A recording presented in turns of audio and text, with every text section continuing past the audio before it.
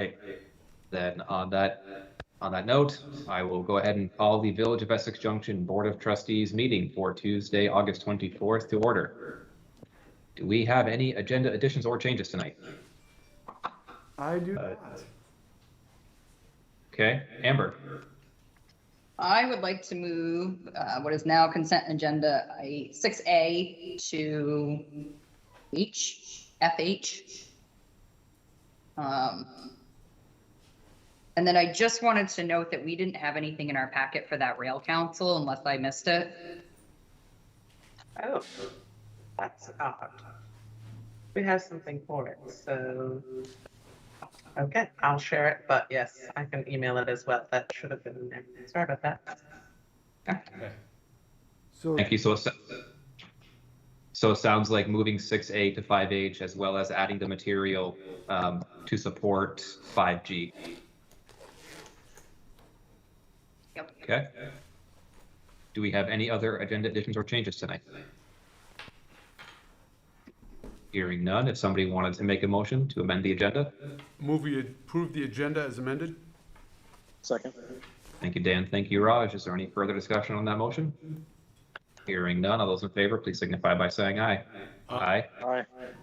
Anybody opposed? All right, pass unanimously. Thank you.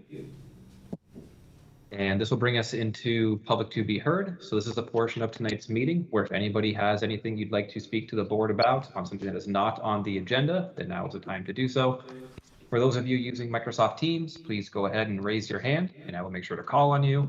If you are calling in, and I don't see any callers, so never mind on that one. Please be prepared to only speak once, and if needed, I may limit time. So keep that in mind. Susan McNamara Hill, I believe your hand was up first. Yes, hi, I'm sorry. I'm not sure why if I need to be here. Tonight is the last night. My 4 children and 5 grandchildren are here visiting from out of state, out of country. Is there something that I need to be here to address? I think that your portion is all within that memo about mailing ballots. Okay. I think with the first and second public hearings, again, that's all in our packet. So personally, I don't think you need to. Oh, awesome. Thank you. I'm sorry. Don't be.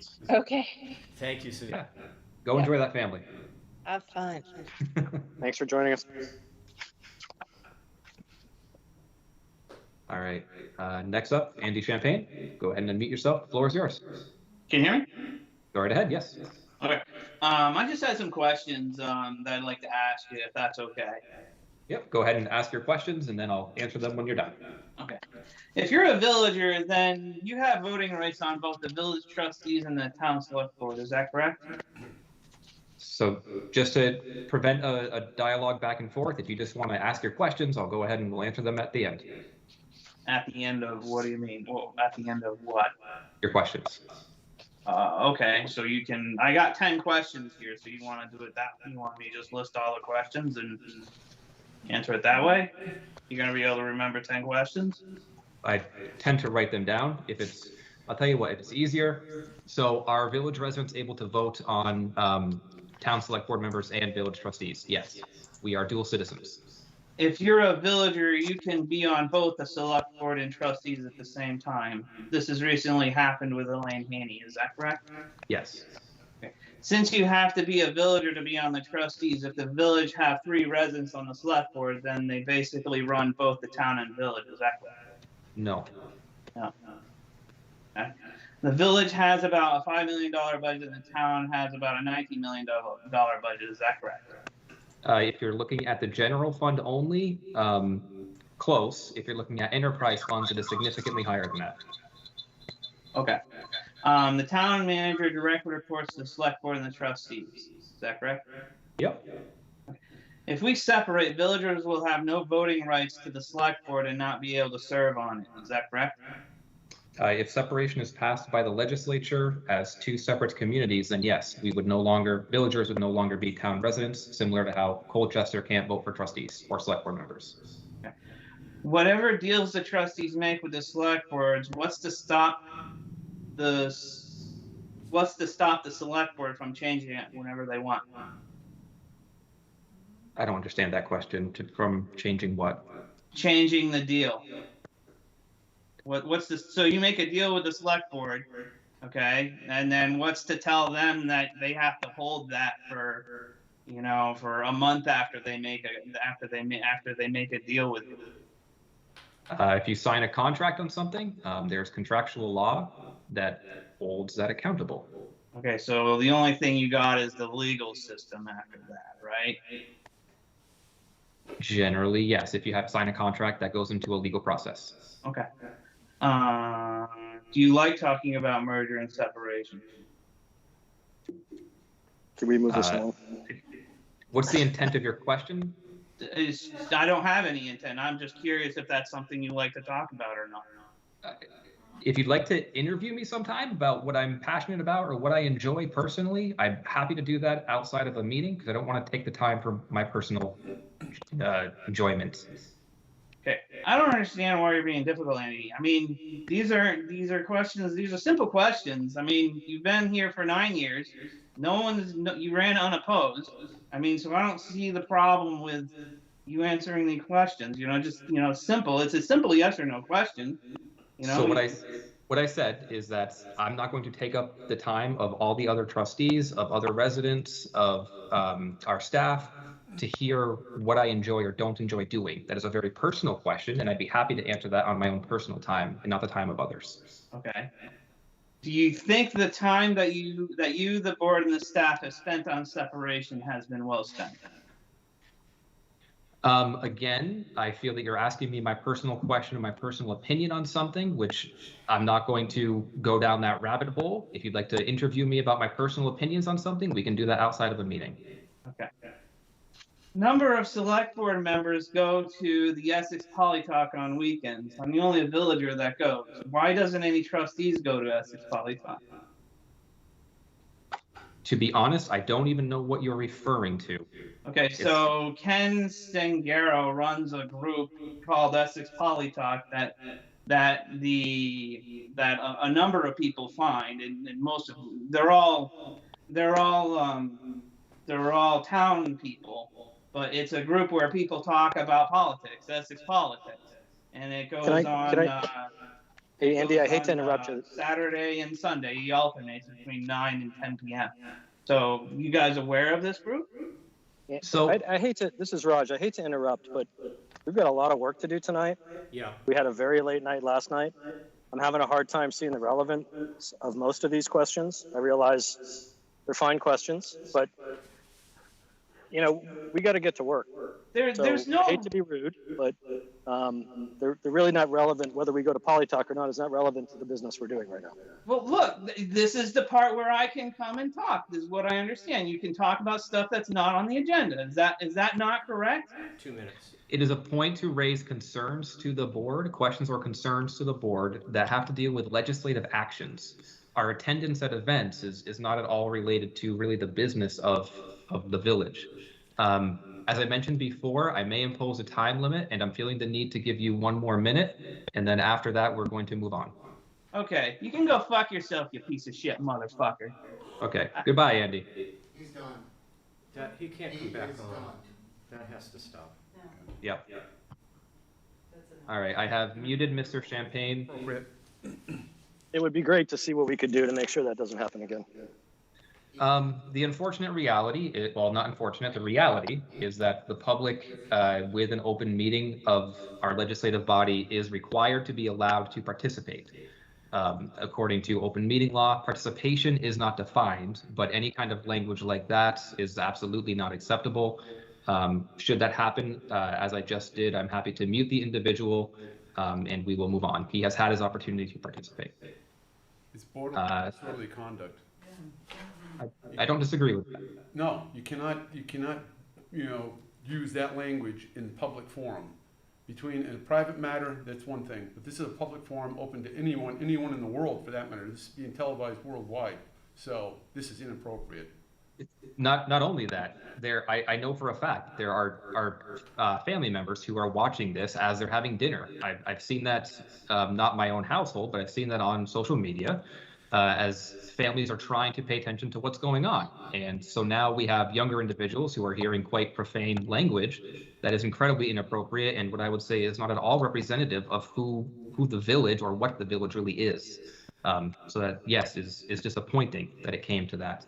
But regardless, I think now I don't think we have any answers to how to prevent it. Let's move on and get down to the business of the village. So I see no other hands up for. Annie Cooper's hand, I thought it was Annie Cooper, but no, I guess she didn't. No. Okay. I don't see any other hands on Microsoft Teams. Since I'm not in the room, I have no idea if there's anybody in the room who is a member of the public and wish to speak to the board about something that is not on the agenda. If there is anybody, if you could raise your hand and let George or Dan know so they can tell me. Nope, no one's raising their hand. We're on the agenda. They're on the agenda. Great. We're gonna be hearing from them soon. We will move off of public to be heard and into the work session on independence. Brad, take it away. Great, thanks, Andrew. So only 4 agenda items tonight for the work session. We're going to review the current status of the charter. We're going to have a discussion about the proposals conversation you all had with the select board last night. You'll hear an update from our Village Our Voices, and we'll just do a quick review of the upcoming meetings. Thank you, Brad. So for members of the public, if you have questions, comments, concerns about the charter, about our proposals from the town of Essex, our Village Our Voices, or the upcoming meeting schedule, please go ahead and let us know your comments, concerns now, and we will go ahead and make sure you have the time to address the board. And this time we will start with members, or we'll start with those in the room. So George, Dan, if you don't mind, if there's anybody who wishes to speak to those items, could you please raise your hand so George and Dan can see? We're on the agenda. So No, they're No. gonna wait until they're on the agenda, so they're gonna wait until it's they're actually up and it's their turn to speak. But they Okay. no questions right now. And we're gonna sing them down. Then in looking at Microsoft Teams, I'm not seeing any hands up to speak on those items for for our work session. So we will go ahead and jump right in. Take it away, Brad, but you're muted. So we're on to the charter. I'm going to try and share my screen. See if that works. Are you seeing the charter? Yes. Could you bring it, Yeah. are you able to enlarge it? I can, yeah.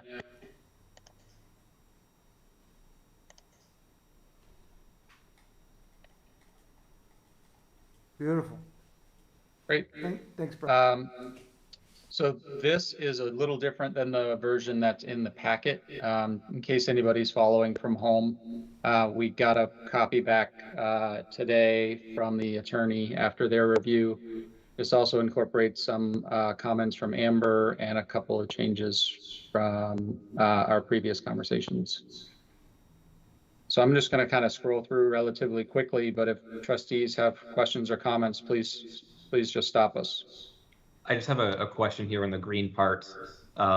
It talks about shall continue to have consolidated services, and it's referencing services that we're not intending to have consolidated during a transition period. So things like clerk, treasurer, IT, public works, stormwater. If it's not something that we are planning to have in a transition period, does it harm us in any way by having it listed? Well, I guess I may not be understanding your question, Andrew. So my understanding is that the transition period would be the 1 year after approval by the legislature, that July 1 to the next June 30. And that for that year, we would continue with existing consolidated services. I gotcha. When I was thinking of the transition period, I was initially thinking of that multi-year time period we had proposed for finance. So my apologies. Okay. So does that work for now? Yes, completely for me. Okay. I'm going to continue to leave this section green. It's something that still needs to be addressed and is kind of ongoing. Go ahead, Amber. I was just gonna ask the question, I'm assuming, I think you led, Brad, by saying that, the attorneys have reviewed this draft. I had wrote a note to myself as we had, in the comments, it also goes to the proposals from the town, but there were some comments about the legality of us, paying taxes to the town when we weren't. So I guess I was, and that section is in here, so I don't know if that's been reviewed by Claudine, or she has any thoughts about that.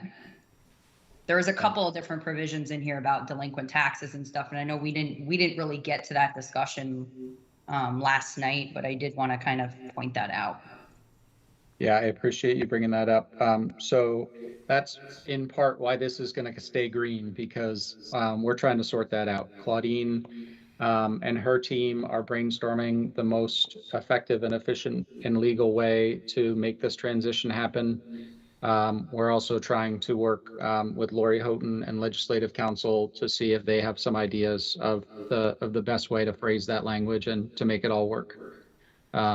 So it's a great question. I will send you Claudine's response, so you have that, and just continue to keep you posted as we learn more. Okay. The other piece, Brad, is there is a notation in the section above in 101 that talks about uncollected taxes and those shifting to the entity. So that's I think just make sure we capture that piece too in correlation to 102. Great. Good catch. Thank you.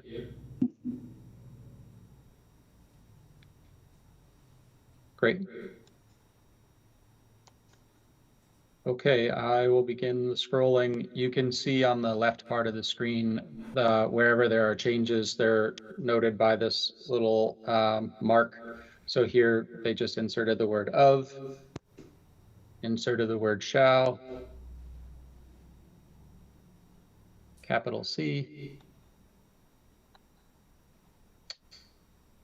So this language is updated to reflect the email that you got from Sarah a while ago, that the village tax delinquencies should stay with the town, because the town has already paid the village/city in whole for property taxes that it has collected. So those delinquencies will stay. Sarah has reviewed this and agreed, and it's been sent to Claudine for her review. But I'll leave it there if you guys want to just read it for a second.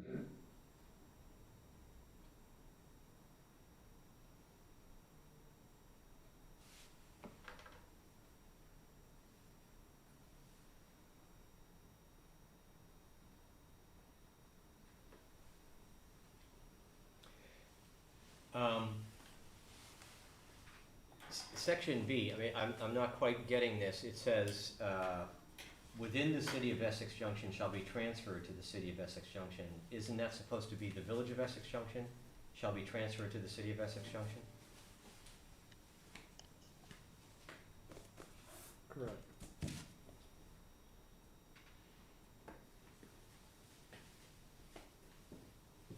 Yes. Yeah, okay. Thank you. Good catch.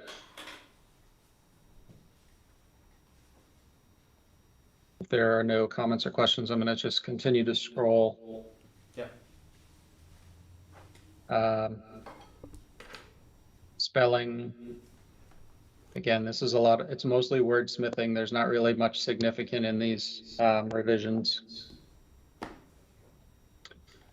The letter S, capital, comma instead of a semicolon. Addition of the word otherwise. Amber caught this as well, this is just referencing the wrong one in some of the changes that we made. So it references the correct section now. Claudine added this sentence, incapacity shall be determined by a vote of the council.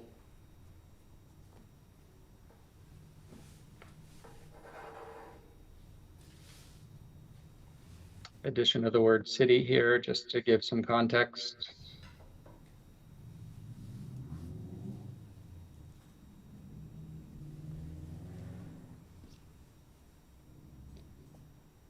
Capital C and some spelling.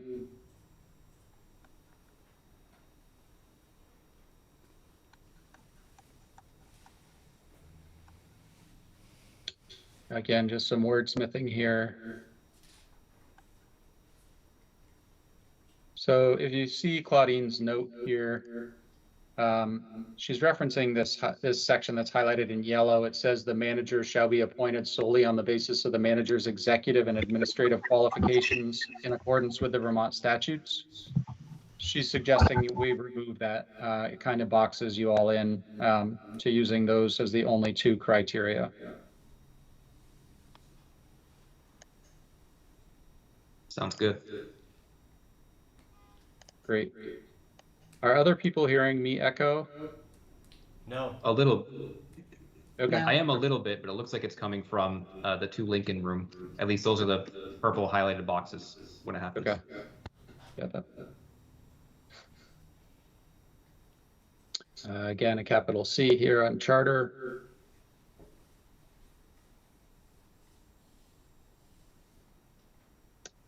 So I think this is a holdover, section 805 from the merger charter. And Amber, you referenced this also. We already speak to the Brownell Library trustees in section 401, and I can scroll back up to that to show you. But I think this is all redundant and unnecessary. And it was picked up by Amber and Claudine. Yeah. Does anybody want to see 401 real quick? I think it's fine if both Amber and our attorney say that it's redundant. It's good by me. Okay. Yeah, I think the only reason that I didn't delete the whole thing was it's the latter section seemed to speak more to like the terms. So it wasn't all redundant, but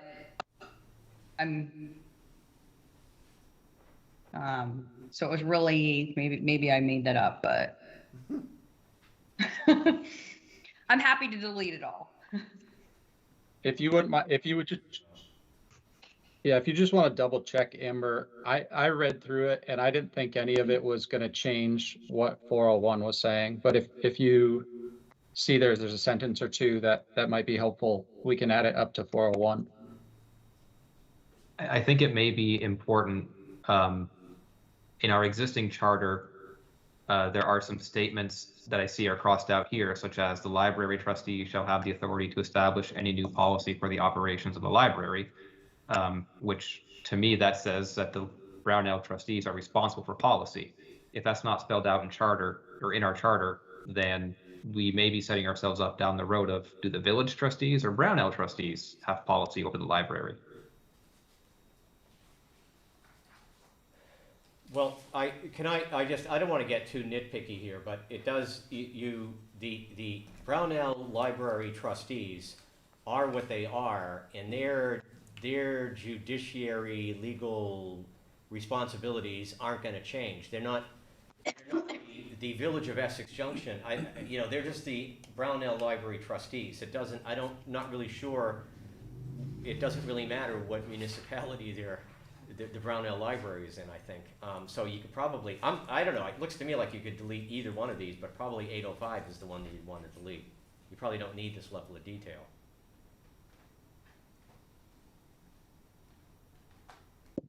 I am personally not well versed in library law, so I'm not going to make that determination. So I'll put it that way.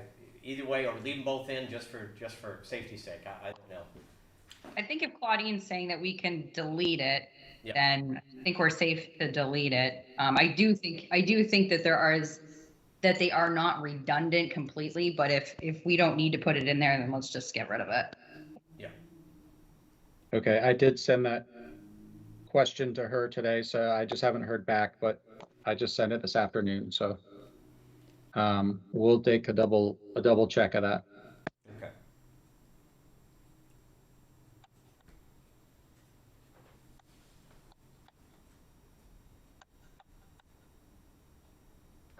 addition of the letter A. And Claudine has this superseding language that deals with the Town of Essex charter that she has added. What section? I don't know, I can't see. 14. 1403. 1403.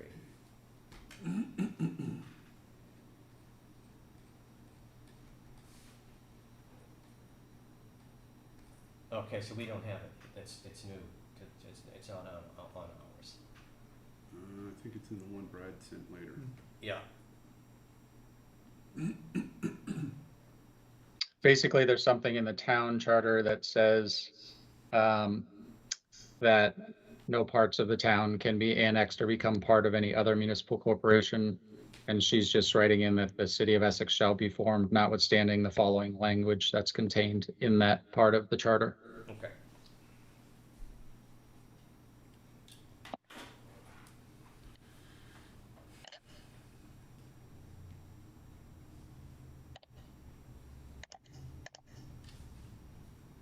So that's the end of the charter. Thank you, Brad. Good job. Yep. I think we're getting there. Just a couple of things to clean up, and at the next, not your next meeting, well, we'll look at that schedule in a second. Yes. At your next meeting, you will approve the charter on the 14th of September. So please, if trustees happen to find or think of anything else, let us know so we can get it reviewed by Claudine. We can have Claudine present on the 14th if you'd like, just in case anything else comes up.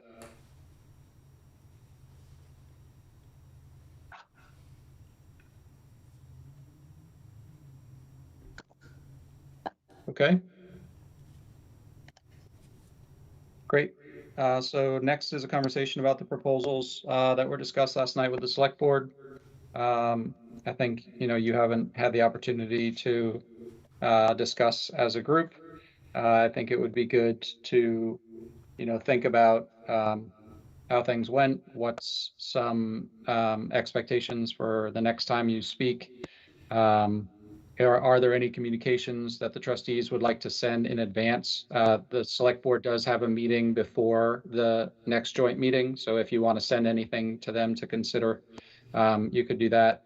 Also, if you want any additional information or any other people present at the next joint meeting to help move things along or answer questions, it would be good to get all that information. So I'll leave it to you, Andrew. Amber, you've got your hand up first. Why don't you take it away? Because the question that I keep asking myself is how much of this do we need to have inked in stone before November? And I don't know if any of us know the answer to that, but I think last night kind of brought it to revelation that it just doesn't, I feel like we've got a lot of work left to do. And even if we conceptually agree on these TAs, as Bill was calling them, is that a sufficient enough to pass muster for November, or do we have to be fully in contract mode, signed, inked, and everything? So along those lines, the portion that concerned me was the statement from Bill Ellis around we need to have all of these TAs and other portions of separation finalized at one time, and that they will not approve of individualized contracts. So what that says to me is if, or whatever it is we want to have finalized, we would need to have done by the October 12th, well, the September 27th meeting that we have, as that's our last scheduled joint meeting before we finalize that vote for November. So along those lines, what do we need in terms of a charter perspective? I think we're good, unless I'm mistaken of anything. I'm just quickly going back through that list. I don't think there's anything that's for the charter purposes we need. Where it comes down to our budgetary impacts, so things like police, finance, appraisal, any sharing where we either pay or receive money, we need to make sure those are finalized. Otherwise, we're going to be going to the voters and saying, we don't really know what the budget's going to be. Or, based on these tentative agreements we have, this is what we believe they will be pending a final agreement with the select board.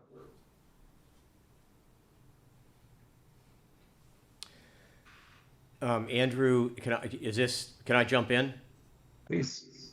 I think you're right. I just want to develop it a little bit more. I think strictly speaking, in terms of a vote, the charter is the only thing that's going to be put on the ballot, as I understand it, in November. You're not putting contracts and agreements on a ballot to be voted on, unless I'm misunderstanding. You're only putting a charter on.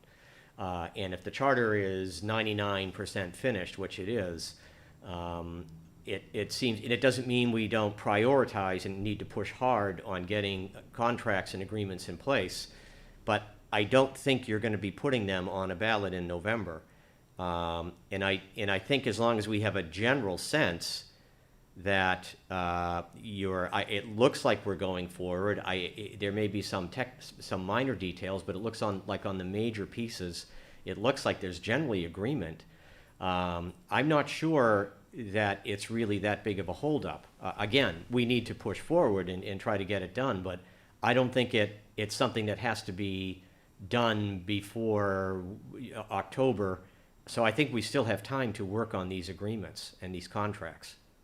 Maybe I'm misunderstanding, and I don't want to bias or lead anybody, but that's my take on it. But I'd like to hear someone else's thoughts. Where I think it comes down to, and the statement is not to disagree with you, George. What I think it comes down to is when we go out to the village voters and tell them, here's what separation means.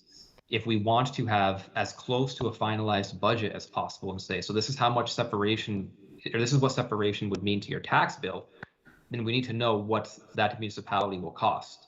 Mm-hmm. So the fewer unknowns we have, the closer we will be to saying, here's what it would cost as compared to having a range. So in terms of a comfort level, honestly, I'd like us to get to a point where we have those items finalized by September. So that way we are able to say to the voters, this is how much a city of Essex Junction is going to cost. Otherwise, it's a little bit of a range based on assumptions, which can lead to some other assumptions of unknowns and how that impacts the vote. I don't know how the tea leaves will read on that one. Right, but you even if you had everything completely buttoned down, you are still going to have to go through the ringer of the Government Operations Committee and all of the things that happen between now and even if everything works smoothly. We're never going to know exactly what even in anything but ballpark figures. I don't believe what the budget is going to be until you're actually presented with writing that actual budget, because I think a lot of things can change. I think as long as you give reasonable and conservative estimates to people, and you make it very clear that this could change, but we think, here's the maximum range if everything goes sideways, and here's the point if everything works out optimally. I don't think it's going to be a huge difference, but I don't know. I'm not sure just how much how you're going to get close to really having an exact figure, even if by the time you put the charter on the ballot in November. Right. No, I hear you. Raj, why don't you go ahead? Oh yeah. So on that note, it seems that we don't know what Bill means by, what will be in a TA. Will the TA have figures? That's one question I have, I guess. Is their intention, if he's going to hold to keeping the select board to only commit to these, tentative agreements, are those tentative agreements going to have figures that we can base a budget on? I don't know that we know. And the second part, I guess, for this is who decides what a complete deal is? So we have the 5 we talked about last night. I mean, good. That's complete for me. If those are the money ones, then, you know, if we want to communicate back, okay, this is hypothetical. I'm not advocating one way or the other, but if we communicate back and say, okay, for us, that's complete. Let's take care of the TAs. Let's get it done. Where does that leave us all? And I mean that in a, you know, cooperative way, you know, like, so I'd also want to know that, where they think. Now, if they look at the document we sent a couple months ago or whatever it was, 6 weeks ago, and say, no, all 11 or 12, then I think that leaves us in a place to decide whether and how much we want to cooperate, to be quite honest, because if I just don't think that their timeline that they're giving us or left us with can facilitate that. So if we have to have numbers in that case, and they won't talk about what those necessary items are for a complete deal, then we may have to just pivot and go out on our own. And you know, and that's not going to leave them in a great place either. You know, is the reality too. So. Thank you for that, Raj. So along that line, one of the things that I was wondering to help and expedite that process is to try and figure out, you know, when does that separation end, or when are the proposals finalized, if you will. It's really driven by us in terms of when we feel that we are satisfied that we have what we want, then it's done. So I'm wondering if we could go back to those items and if there are things that we could just agree to take off, as that may help to expedite the process, as well as share some goodwill of, it's not that big of a deal, let's just move on. Sure. Let's do it. So clearly police is going to stay on that list. I would be okay taking bonding off the list. I can completely understand if there's an emergency situation and they need to take an emergency bond, they should not be unable to do so. Yeah.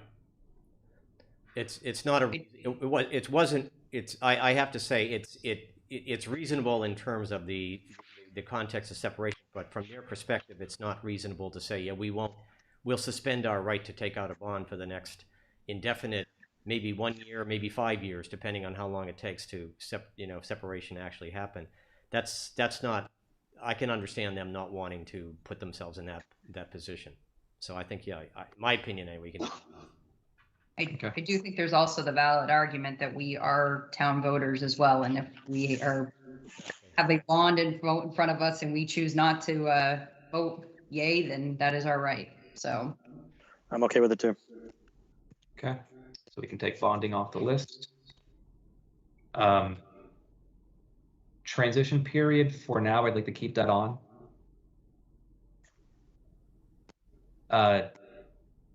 Reappraisal, so we've talked about that one.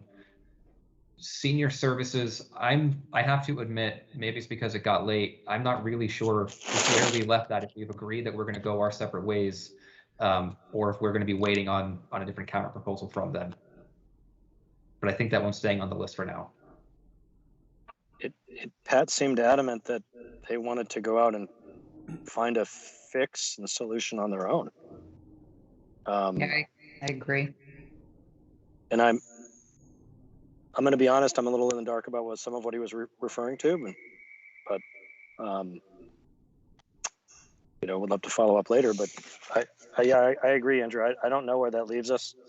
I certainly don't want to leave seniors with the worry of what's going to happen to their senior center. I'd like to make sure that we have answers for that regardless. And I don't believe that our board in any way would want to leave the seniors without some types of senior services.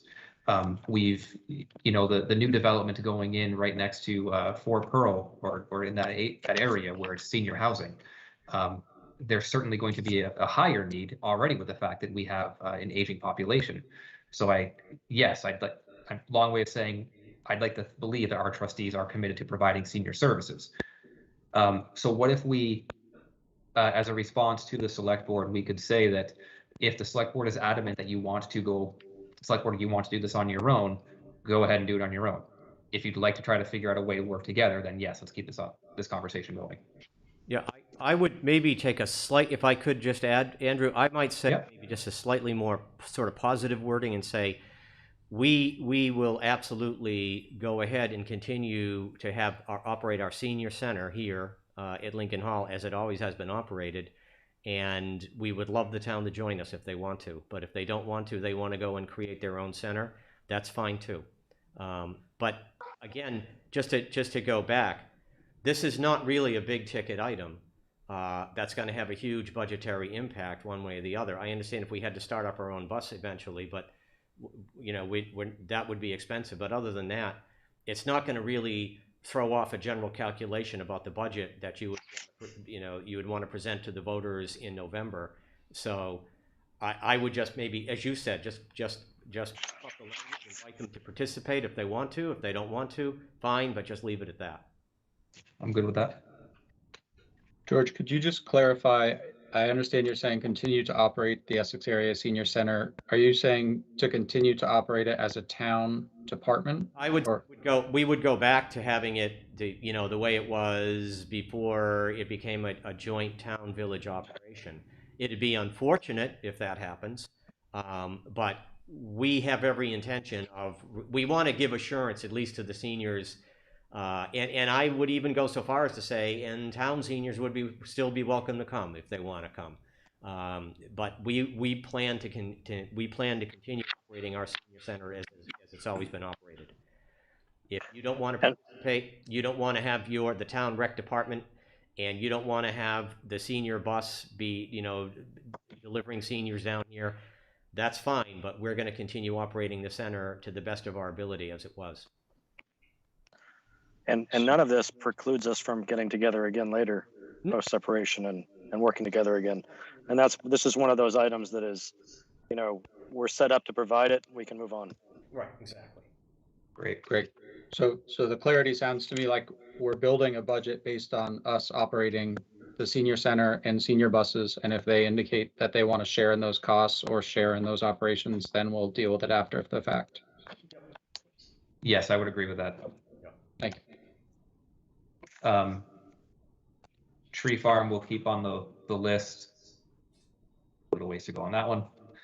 Andrew, can I just make a comment quickly on that one? I mean, do we need that on the list because we have to deal with that regardless of separation? So I feel like that's a whole separate conversation. Agreed. It is. I can see that. I was thinking the same thing. Yeah. It's a jointly owned piece of property. It's not going to go away no matter what happens. Mm-hmm. And it gives us time to really work on it with them and see what they want to do without rushing. Yeah, agreed.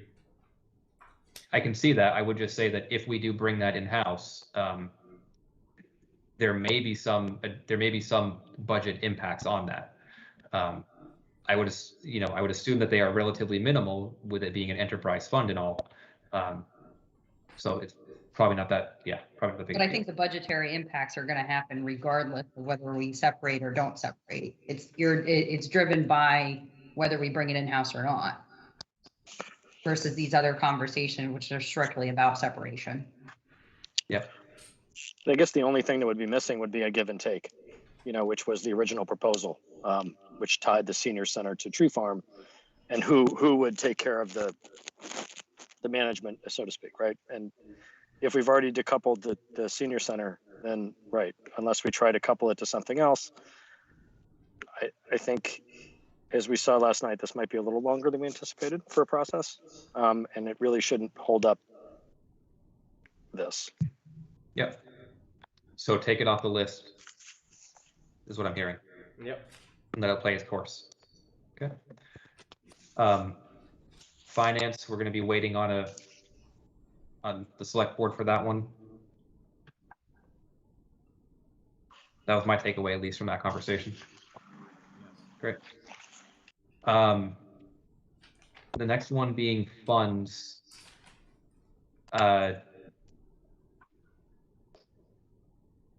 I think we can. I think, yeah, I think we can take this one off. Yes.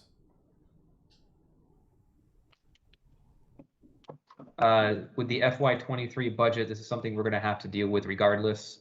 I think that these components, yes, are budgetary related, but will play its natural course with the budget timeline. Yes.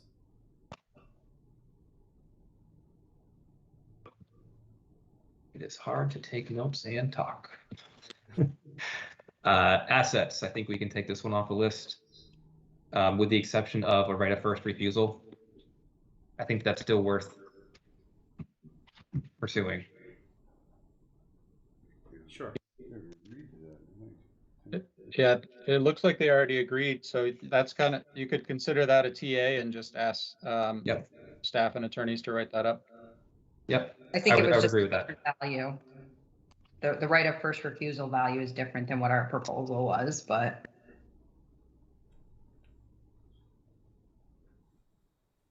I agree. It is different. Of course, I mean, the logic of we've already paid 42% of it, so that makes sense to me that it should be less than 100% of fair market value. Given that,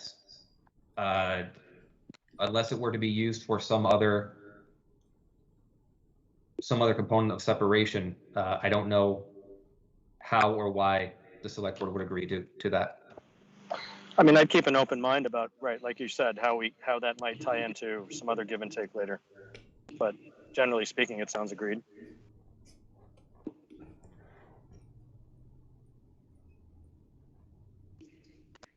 Okay. Indian Brook, I seemed pretty clear to me that one's a no-go. We can take that one off.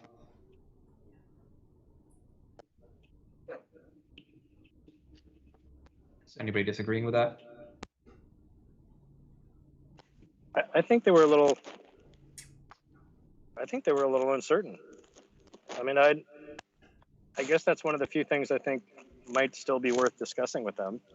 I wouldn't hold up too much of the work we're doing on it, but it seems a little bit in limbo. They seem to want to talk about it on their end, but maybe that was just my impression. It was getting late.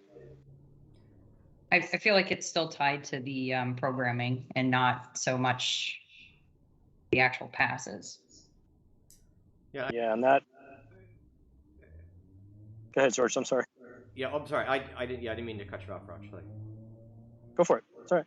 I would keep it in. I think it sounded like they still wanted to talk about it. There was still some uncertainty. So I think that we should try to pursue that, see if there's some trade-off. It sounded like they were interested in a trade-off, but everyone was just kind of getting tired out last night. So I think there might still be something there. Do you want to trade off of, do we want to make a counter proposal then of some type? I mean, if we go back to funds, what are they going to do with capital funding for this next fiscal year? Are they going to make a genuine effort to try to spend capital funds in the village?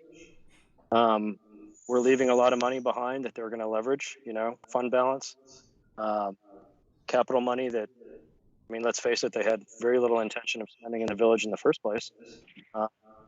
The select board seems very willing to address that as long as they can separate. I don't know if there's a way to put the two together. What I think is just not tenable is to tie to the strange tying it to the access to childcare. Very weird. And sort of like, here are the two last things we have. Let's just put them together. Well, is there something else we could tie it to, some other program or some other benefit in the village that they might be willing to trade for that or something? I mean, I'm just thinking a lot of village residents like going to Indian Brook, and they'd still be able to, but right now they have a bit of a privileged position. And so it'd be nice if we could keep that to see if we could find some agreement, something that the town might want to trade for that. I mean, if I could add something, if the goal here is to, I know you want to move things along and get to things. If the goal is what's going to be a budget impact, for the citizens, this isn't Yeah. really a budget No, impact. it's not.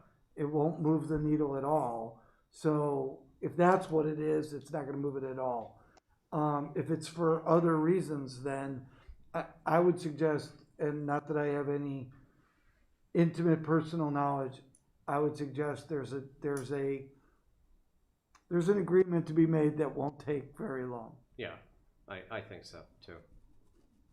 The only potential budgetary impact that I could see is, given that being paying more for that access, so paying for the dam, the infrastructure, paying for the continued cleaning of Indian Brook and so on and so forth, costs more than it does to just get a day pass. So in my mind, for us to be residents of the town for Indian Brook, we would need to benefit in some way through something else. So if we were to receive some kind of capital contribution on a perpetual basis, or if we were to receive some kind of other payment, to me, that would make sense. And that's the only way that I would see it having some type of a budgetary impact. If they wanted to if they want to take away the request for capital expenses on Indian Brook and just leave us as perpetual residents for the pass purpose, and we said, yeah, sure, okay, we're not going to bill you 50-50 for the senior center for Lincoln to Lincoln. We'll come up with a figure that only includes the 6 hours the senior center is open 4 days or 5 days a week. We have that building to maintain no matter what.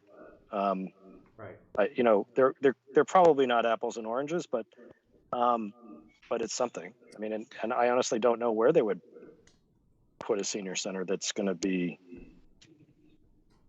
So again, I just don't think they're finished with that conversation. So those are a couple of the places that we might have a little wiggle room, but as I agree with Evan, these aren't, it's not. People want it in the village; they want that access, but it's not a budgetary issue. Can I say unless as you point out about this? Go ahead, Dan.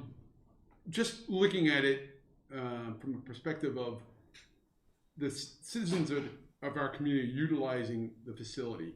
As we said before, Indian Brook is utilized by residents of the surrounding towns. Jericho, Underhill, Richmond, wherever, are going using day passes. They don't have excessive parking there. It's difficult to get use of it. It's accessible primarily during the summer and fall months when people are going to be out there walking around. But in January, there aren't too many people running around there. And I look at it for the young people that are healthy enough to go out there and do that. That's fine. It's great. It's beautiful. There are a lot of beautiful places to walk around all over this county. The senior center is utilized by people year round. It's utilized by a lot of people. And so you got to look at it. That's why I look at things. I mean, people are passionate about their particular thing they like to do, biking, walking, hiking. But I look at it broader perspective, say, how is the community as a whole benefiting? That senior center, that benefits everybody, young, old, everybody can utilize it. So that's the way I think we should be looking at this. one more thing we could go back to them and say is, look, if you don't want to give us resident passes, but give us first buy at the non-resident passes for a month or two or something. Don't limit the number of non-resident passes we have. We'll pay the extra fee, but we're not going to pay capital and all that other stuff. So then, it's not the entire community paying this in a capital line item in the budget, all the taxpayers. It's only the people that want to use it. Just to clarify, from our community. Sorry, Roz, just to clarify there, the new Indian Brook system, previously you could only buy a season's pass if you were grandfathered in as a non-resident. Now non-residents are only able to get in through day passes. They can't buy season's passes. Well, maybe they make a new village pass or city pass. Mm-hmm. It's totally within their purview to create one for this purpose, just as we would have potentially, something like that immediate, Mm-hmm. Why don't we, it sounds like why don't we just, I don't know if we can get into the details and figure this out tonight, and probably not worth it. I'd like the thinking of let's just leave this open, see if there's some agreement. And I am also questioning, when Bill Ellis said transitional agreements, does that mean once those are done, there shall never be forevermore any more agreements between Essex Junction and Essex Town? I don't think so. I think we could probably, you know, a year from now say, hey, you know, let's sit down together and work something else out too. So I don't see this. I don't want to, you know, gloss over everything, but this sounds like something that could be kind of just put aside and we can deal with it and bring it up. And we don't really have to have a firm decision about this right now. I completely agree with you that the city and the town can absolutely continue various agreements at any point in time after the fact. What I took away from Bill's statement was that the select board would be looking to approve of the separation details. Yes. And then those details would have to be all encompassing in one package, and that's what would be approved of. Right. In the interim, we can have these tentative agreements, but then ultimately it's that whole package that would have to be agreed upon, which frankly, it's a negotiation strategy, whatever. We can play that card for a little while. Yeah. But there is no hard set rule that says that's what you have to do. So I like that, George, with what you're saying with Indian Brook. Are we good to? Yes. I like how you summarize that with Indian Brook. So are we good to move on from that? We can move on. The last one was tax delinquencies. I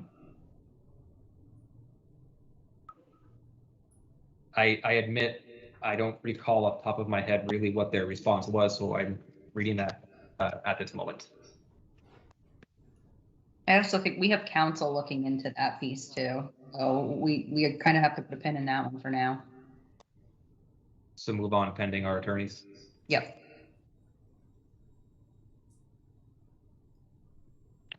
Okay, so I've taken some notes. Brad, I assume you have as well. Could we combine those thoughts, and then I can relay that to Andy in terms of a follow-up of what we're willing to take off and where we see things going from here.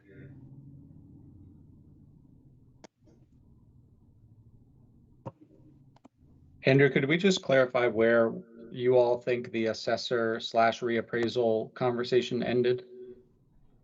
In my mind, we had agreed that the town would be overseeing and being responsible for the reappraisal, but that assessing would still be a city department. It's just that the reappraisal itself would be done by the town. Exactly. That's what I heard. Great. And it makes sense because they've got the money, they're already gearing up to do it. It technically should be done well before any separate, or probably mostly done before just go ahead with it. It's not really something we have to deal with right now. So what I'm seeing then is that there was enough consensus last night for a police TA to be drafted by attorneys and staff, that there was enough consensus on assessor reappraisal for a TA to be drafted by attorneys and staff, and that on assets first right of refusal on 81 Main, there's enough consensus for a TA to be drafted. And the other things then that are in the hopper is finance, Indian Brook, transition period, and tax delinquencies. Exactly. And I guess senior services, we can inform them of your plans. That aligns with my understanding and recollection. Great, thank you. Yep. Thank you. Next up is our Village Our Voices. I'm not sure who's here to present tonight, if they're online or in person. Lots of people. And would Jay, if you don't mind me, Andrew, do you want to come up and fill these seats here? Would that be okay, guys? Or down here? Down here. Yeah, please. You want us here? Yeah, right in here. Yeah, that's perfect. Just trying to keep this thing powered. My only request would be is if they can be somewhere where the camera can get to them, that would be greatly awesome. Got it? Any other chair? I can sit on the other side. sorry. Yeah, you can just come over here, straight here, yeah.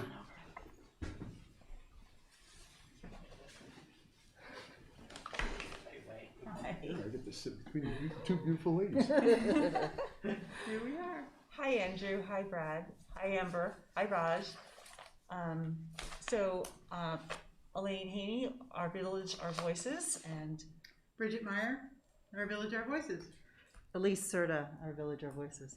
And go ahead, Joe. Joe Cornacchio, Our Village, Our Voices. All right, Joe. So we are just 4 of the many volunteers that have joined our efforts to educate and inform residents about the upcoming vote in November. And so I'd like to just give you some updates on what we're doing and then answer any questions you might have. But then my question at the end will be, how can we help you? So first of all, I want to share with you that we have currently 23 active volunteers assisting us on a variety of outreach opportunities, and another 15 or 20 are planning to join our canvassing effort. We've held some events already. We sponsored Swim Night on July 22nd for village residents at Maple Street Park. And we have had volunteers attending swim lessons at Maple Street to ask questions of the parents who are standing around waiting for their kids to get out of the pool. And also at the July 16th Green Mountain Swings concert at Maple Street Park. And upcoming events, tomorrow morning at 8:15, we have a coffee chat with Trustee Raj Chalwa. Thank you, Raj, for being present for that. And that'll be at the pavilion next to Nomad Coffee at Five Corners. And then we're going to do that again on Saturday morning, and I think George is the trustee coming. good. Oh, no, it's Andrew. Okay. Surprise. I volunteered, all right. So, Don't take away my coffee. nope. And then we're going to have Let's Talk Separation and Essex Junction Trivia Night at Firebird Cafe on Wednesday, September 8th in the evening for village residents. And then we had volunteers at the Dog Days of Summer. We'll have them at the Battle of the Barbecue and as well as out and about. And we have some materials in circulation. I'm just going to show you two examples. Informative, we call them leave behinds or rat cards or palm cards. These are just informational cards about what is Our Village, Our Voices, where you can share your feedback, why are we doing this, what are the village trustees doing to follow through on the vote from April. Just strictly informative, going out to folks as we meet them at events. And then we have a flyer that is very similar with a little bit more information on it. And these things are all also available, I believe, at our website. These are downloadable at our website. And yeah, that's everything. Oh, and we have business cards for those people who don't want lots of information in their pocket. So we're handing just a few pieces of information out. The other information that we are sharing are large quantities of frequently asked questions, which I think you'll see another set of them in your packet at the next meeting. But George has been incredibly helpful in vetting those questions. So thank you very much, George. No problem. Really appreciate that. So that's what's in circulation with the residents, and we've contacted with those materials over 250 residents at this point. And we do recall that when we first discussed this organization effort in the beginning of the summer, we were expecting to deliver a report to you of our findings of what the residents are saying. And it hasn't quite gone that way, particularly or mainly because everyone's busy doing summer. And so the people that we're encountering are happy to talk to us, but it's not enough to give you a representative sample or anything more than anecdotal comments. And I can say that anecdotally, the things that come up the most are, what are the numbers? What are my taxes going to look like? What's going to happen with the police? And what happens after the vote? So those are the 3 most common questions that we're hearing. But we're going to continue gathering information, particularly starting after Labor Day when our canvassing effort will begin. And so we will be fanning out throughout the village and going door to door to inform voters with our handy dandy note cards of what's happening, where they can get their information, are they registered to vote, can we help them get registered to vote. It's strictly an informative and get out the vote kind of an effort. The trustees, you have all volunteered to be door knockers for us, which is wonderful. And you're coming out to our coffee chats. Any other ways that you would like to participate in our upcoming events, we'd love to have you there. We would be happy to schedule more coffee chats as time goes on so that you can come and talk to the public. And we would be happy to do whatever else you might need to get the word out. We certainly don't want to duplicate efforts. We want to make sure that what you are doing is getting out to the world, and then we can bring back to you the questions and concerns we're hearing. And thank you for giving us the opportunity to do this level of outreach to our community. It's actually been a really fun experience. Bridget or Elise or Joe, do you want to add anything to that? No, nothing. I think you covered all the bases. Just I would continue asking everyone you meet, emphasizing the importance of the vote, and asking if they have questions. And we will be doing that and getting back to you, but definitely you do it too. It can come both ways. It would be it's really informative conversation to have with people. Yeah. Some so informed and some, I don't know what you're talking about. So what is November 2nd? But it's I start everything with, this is probably one of the most important votes the village will ever have. So it behooves you to be informed, and that has lit some fires. So it's good. I'd also add in that I am always surprised by the level of positivity that I'm hearing in the community.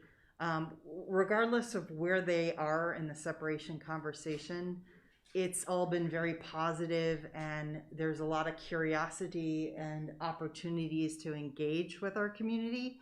So I really do encourage the trustees to think about where you might want to be involved and hear it firsthand. Mm-hmm. We're happy to, of course, bring back the information, but I'll tell you, if you ever want to know that the work that you're doing has value and has impact, it's the enthusiasm and the positivity that we're hearing in the community and just their openness to this discussion. So I really thank you so much for your work that you're doing, because I'm seeing it on the ground with our neighbors and with our community. Yeah. Okay. Joe, do you have something? Yeah, do I need to speak?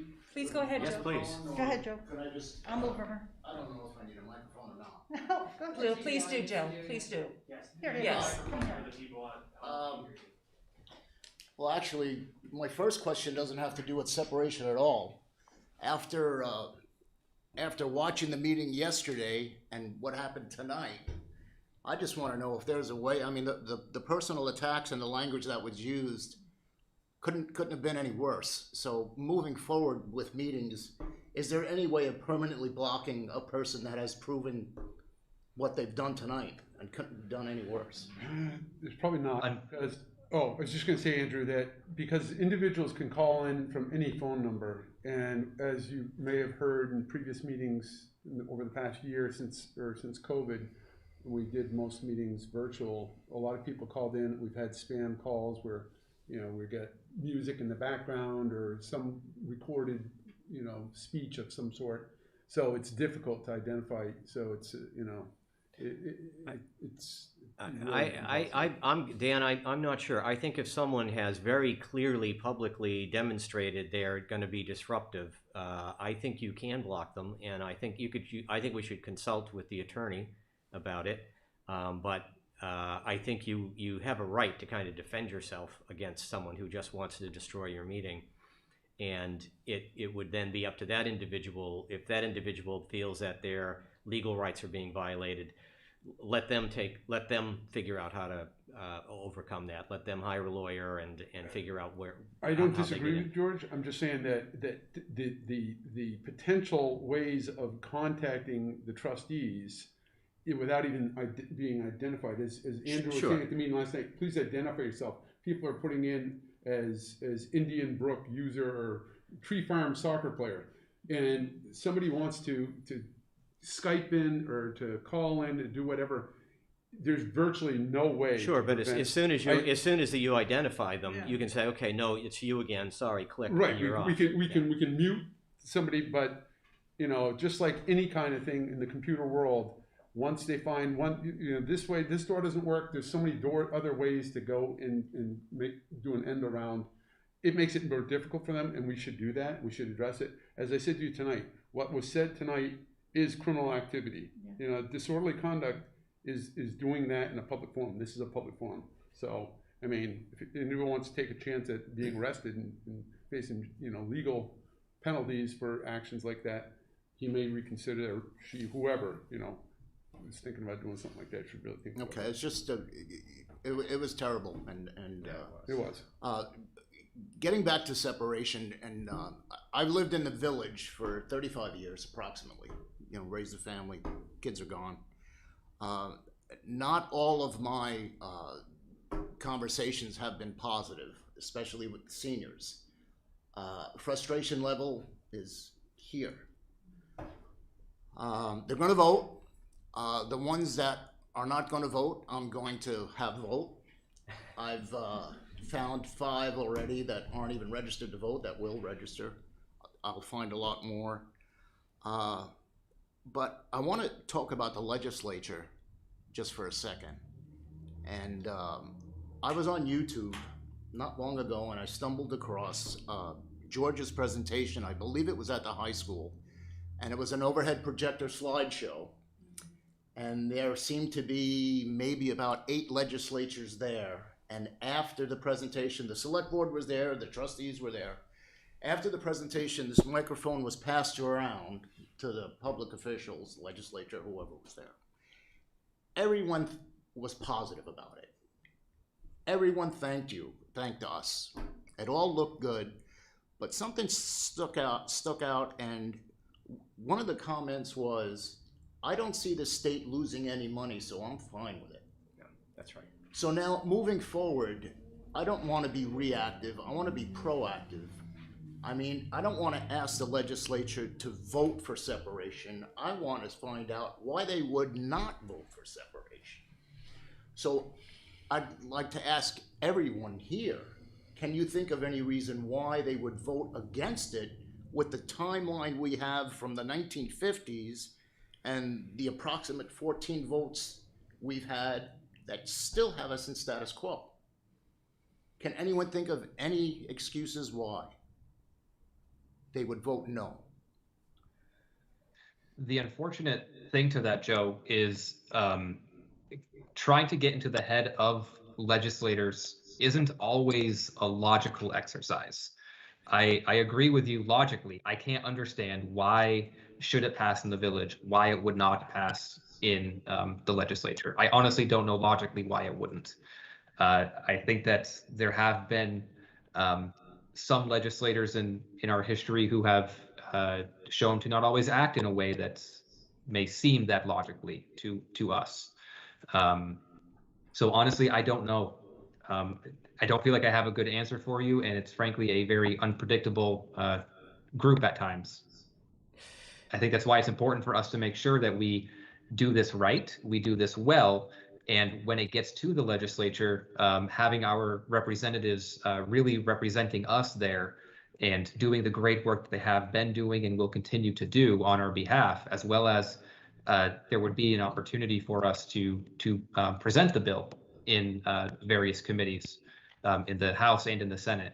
And so doing that, we need to make sure that it's a well-informed process, and that the representatives and senators really understand what things have been like for the village and why a city is so far needed beyond just taxation, but the autonomy, the continued downtown development, and what we continue to hear about how, you know, the village is vastly different than the town.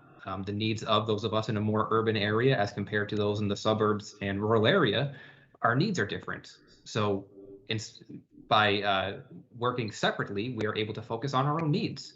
And so really having that conversation there will be important. It's a little bit frustrating having your future in someone else's hands that's not your neighbor. Yes. So every vote has its consequences. And I think the legislature should know from the residents of Essex Junction that their vote's going to have consequences. If you vote against me, I have no choice but to make sure if you decide to stay in politics, I'm going to vote against you. Right. Yep. My back's against the wall. It's 35 years, and I've spoken with people that have been here a lot longer, and they've had enough. Yep. And That's the, to the people, to my friends that live in the town outside the village, I don't want to see them tax increased, even though they probably will. But they have to put themselves in our shoes. I mean, we have no choice but to do what we're doing. Joe, if I could, I think also to go back to your original question, so you're saying, is there some, but is there some hidden thing we're not thinking of where the legislature might say, well, gee, if we go along with this, we could lose a big chunk of revenue somehow. And I think that's kind of what you're getting at. And I would say, I would use an alternative argument. I would say, if you look at Global Foundries and you look at all the businesses in Essex Junction, but particularly Global Foundries, they get two tax bills right now. They get one from the town and they get one from the village because they're in the village. And every business that's in the village also gets a tax bill from the town. But if they're interested in trying to encourage the development of this industrial park over here, which is in Essex Junction, they have to consider that every single business that goes in there gets two local municipal tax bills. Now, after separation, the village bill will go up, but the town bill will completely go away. So I think you could also say, I think it's a very reasonable argument to say, this is essentially could be looked at as an economic development strategy for Chittenden County, because we are right now the third highest taxed municipality in Chittenden County after Burlington and Winooski, and those two municipalities have huge debt. We don't. We're the highest taxed because we have the town's tax rate plus our own tax rate. So in my mind, that's another strategy. I think that's another important argument we can bring to the legislature. It is. I don't know. Could anyone else think of any reason why the legislature would not vote for separation? I'm just curious while I'm up here. I know it's a tough one. It's the big unknown, but okay, that's pretty much it. Thank you all for what you're doing too. I mean, a lot of times it's a thankless job, and after what I heard tonight, that's totally unacceptable. So yeah, if there's anything that we can do to get your message out, to get information to you, and to make your lives easier, please don't hesitate to ask. yeah, Elaine, Bridget, Elise, Joe, thank you all so much for being here. The other, I think you said 26 volunteers. So the other 24 volunteers, thank you so much. Because you are doing the work that, speaking only for myself, I struggle with on a regular basis. Really being able to help spread this message is greatly appreciated. The structures you have in place, the materials you have in place, those shirts, the events. It's all about the t-shirt. It is. It's really appreciated. In terms of ways to help, you're doing it. The other thing that I personally, again, appreciate is inviting us to events. Making sure that we are able to be there is greatly appreciated. So nothing but, again, continued appreciation. You're doing the right things. Other feedback, keep it coming. And Elaine, this is Raj. I promised mid-COVID, if we ever got out of this, I'd try to put together a cornhole tournament. So if you want to have in our village, Our Voices cornhole tournament, I'm game, so to speak. So You're on. figure something out. Leon. And wait, the cinnamon buns. Remember? I don't have time for that. Yeah. Well, the winner can have cinnamon buns. And the chicken costume. Yes. I've seen I had what? Too many promises. Yeah. I have no idea about this chicken costume. Right. You're about to find out. Yeah, Raj. Thanks for your time, everyone. Thank you for your hard work on our behalf. Thank you all. So Brad, next up we have Raj in a chicken costume. Is that right? We just need the action item to put their content on the village website. It's a 5C. Yep.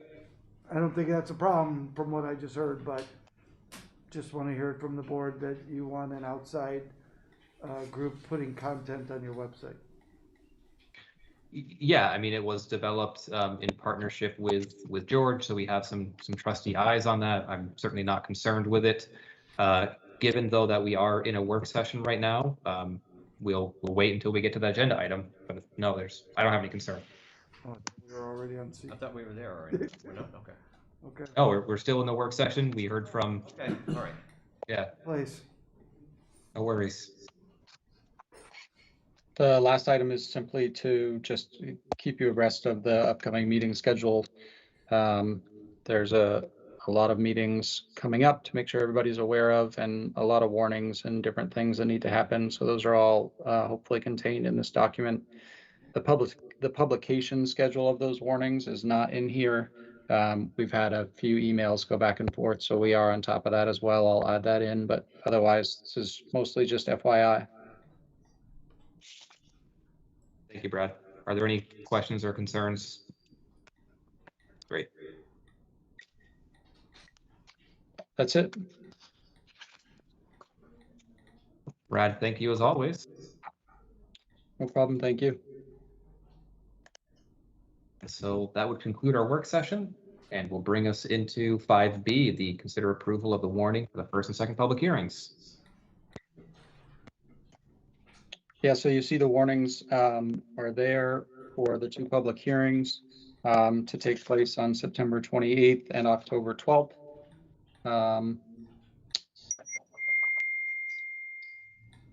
Amber did catch a typo at the bottom of both warnings under the voter registration section. We need to add the word in the first sentence at the end, or at the polling place for same day registration. I've added that already. But otherwise, there's a recommended motion here to approve the warnings. Trustees, are there any questions, comments, concerns, or if not, if someone would like to make that motion? I'll make a motion that the trustees approve the warnings for two public hearings regarding the City of Essex Junction Charter on September 28th and October 12th. Thank you. I'll second. Thank you, Dan. Thank you, George. Any further discussion on that motion? Hearing. Andrew, sorry, it's Marguerite. I just want to say that one thing is that Susan didn't like super approve these, so I'll just make sure there's no like small typos or something that she might need from the clerk perspective. So that was it. For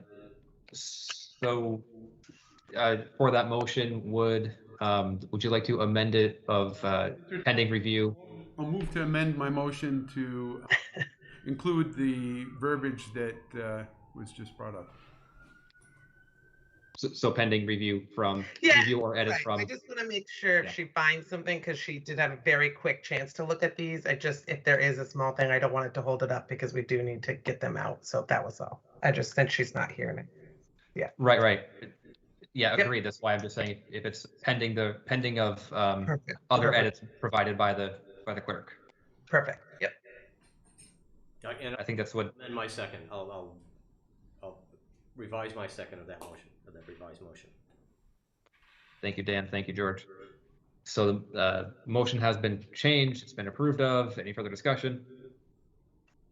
Hearing none. All those in favor, please signify by saying aye. Aye. Aye. Opposed? There we go. Thank you. Next up, our Villager Voices and the FAQs.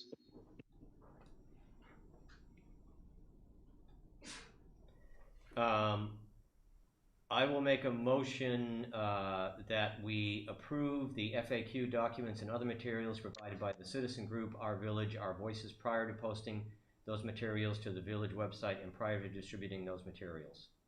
Second. Thank you, George. Thank you, Dan. Trustees, is there any further discussion? One quick item, are we actually going to post these FAQs? Because if we are, can we just make sure that the mail-in ballot section is updated before we post that? I don't have any problem with posting it, and I'm fine with the motion. I just want to make sure that gets updated. Yeah, I'll request the most up-to-date version. I think you brought that up last time, and I think it's been fixed, but we'll get an updated version. Great. And so just to make sure that it'll be that yes, mail-in voting will happen. The motion is on the table. Any further discussion? Hearing none. All those in favor, please signify by saying aye. Aye. Aye. Opposed? Thank you. That passed unanimously again. And now on to 5D and what I had just referenced. We saw the overwhelming success or voter turnout by having mail-in voting. I, for one, believe that this is something that I wish our legislature would have just allowed us to do as a proactive measure instead of requiring us to take this step of voting, but they did not do that. So now it's on us to make that decision. I would love to hear that motion to officially approve of November 2nd ballot being mailed to all active registered voters. I'll do it. Oops, do I have, oh, there we go. I move the trustees authorize the mailing of ballots for November 2nd to all active registered Essex Junction residents. Second. Thank you, Raj. Thank you, Amber. Any further discussion on that motion? Hearing none, all those in favor, please signify by saying aye. Aye. Opposed? Pass unanimously again. Now we have our FY23 budget goals, and I think I saw Sarah's name. There's Sarah. Hey, Take everybody. it away, Sarah. All right. So, surprise, budget season's earlier this year, which sounded like a great idea in January when I was thinking, how am I going to give myself more time to work through these budgets, to really get a good feel for them, and then to communicate really just better to the voters. And I thought, well, you know what I'm going to do? I'm going to move the whole thing up. We won't be so rushed in the last minute. And now it sort of all coincides with the November vote, and you know what they say about the best laid plans. So it certainly wasn't intentional, trying something new, and just a lot of moving parts. So I wanted you all to know that to start with. And then the next thing is I wanted to hear what the trustees are really want to see in the FY23 budget. Brad and I have met about this already, thinking through all the work he's been doing with all the work sessions and what the FY23 budget might look like, some of the moving pieces. So I do have some things written down, but I am here tonight to listen to the trustees and get a list of other things that you would like me to try to layer in or call out as we work through the FY23 budget. Thank you for that, Sarah. So first and foremost on my mind would be making sure that we have the financial resources necessary for separation, making sure that that is seen through to fruition in terms of especially with any additional legal costs that we may need, and any other related costs for separation. Along those, or on a different note, one of the things I've mentioned to Evan is I personally would be intrigued to hear what it would take from a financial component to have our enforcement, our ordinance enforcement, instead of being a passive endeavor, being more aggressive in nature or more proactive in nature. So whether that's contracting that out, whether that's a different person or a new person, whatever that may be, so that way our community could have that conversation of, as we've heard over the years, that the enforcement could be improved upon. I'd love to find out what it would take to actually do that.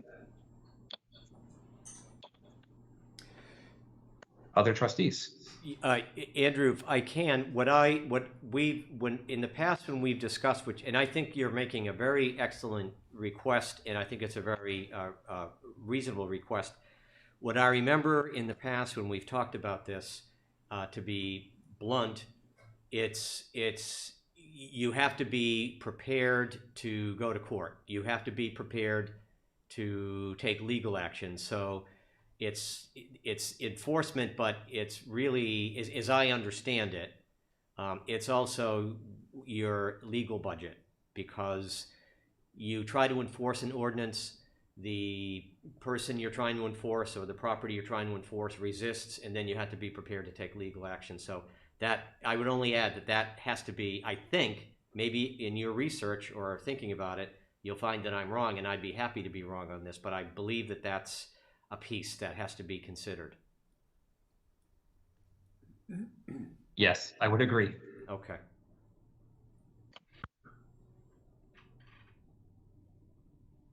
Trustees, now's the time. If you want staff to do any kind of research of anything cool, new, different, now's the time to bring that up. If not, and looking for status quo, now's the time to make sure that's heard too. One thing, as far as ordinances, in particular to Essex Junction, in my time on the board, and George, you'd recall, we discussed having a board that would address ordinance violations, code violations at the local level, and deal with it in-house, as opposed to having the person go directly, jump to the level of environmental court or what have you, to address something, or at the district court level. And that never, as far as I know, never, that board or that group or committee that we talked about establishing never came to fruition. It was around the time when we put in, changed ordinances to address the Railroad Avenue building that was burned down. Has since been rebuilt, and dilapidated structures, vegetation growing up around houses, so that the impact, the premise was that the impact on the community as a whole, neighbors, it brings down home values when you have neighbors that are not taking care of the property, right, and doing so. So anyways, that's one thing. Go ahead, Raj.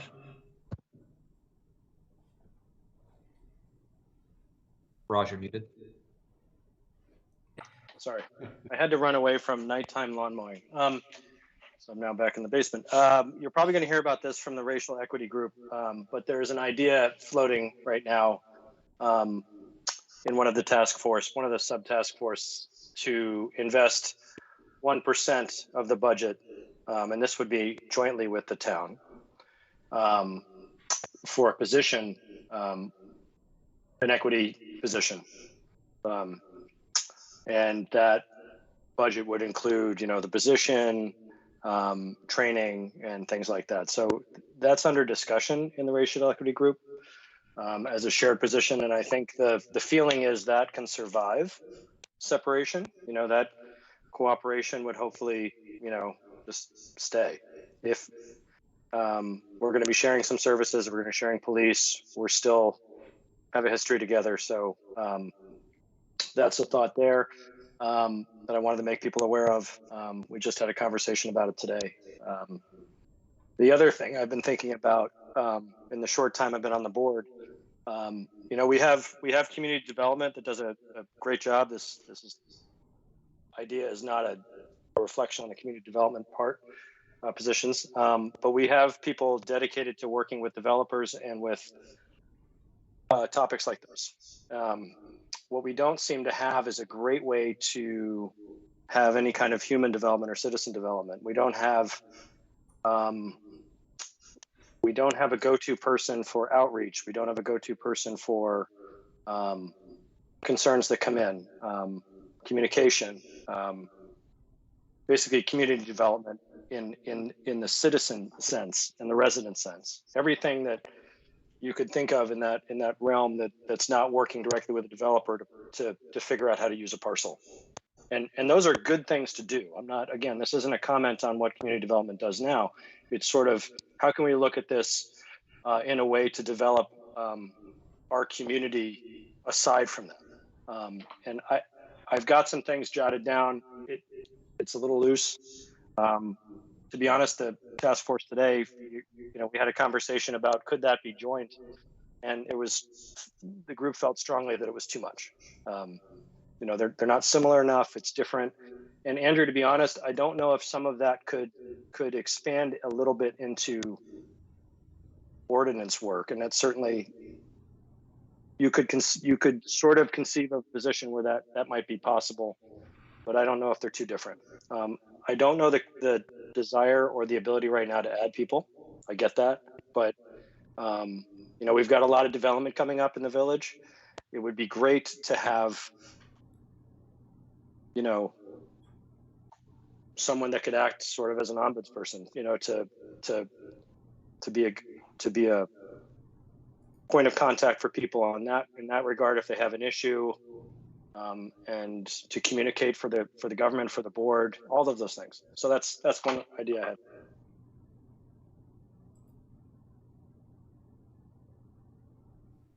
Other thoughts from other trustees? Sounds interesting. I'd like to see that.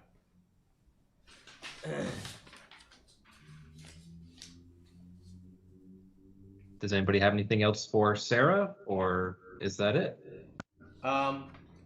Could we also consider? I think were we going to be talking kind of about a local option tax? Yes. I'd like to see us prepare. Thank you for that. I'd like to see us prepare for a vote to have a local options tax. How that aligns with the cannabis conversation. If I recall correctly, the cannabis needs to be figured out by town meeting day. So the village does not vote on town meeting day for our own municipal needs. So if we don't, then we are automatically opted in. At the same time, if we don't have a local options tax, there's really no real revenue that comes into the village to help compensate for that.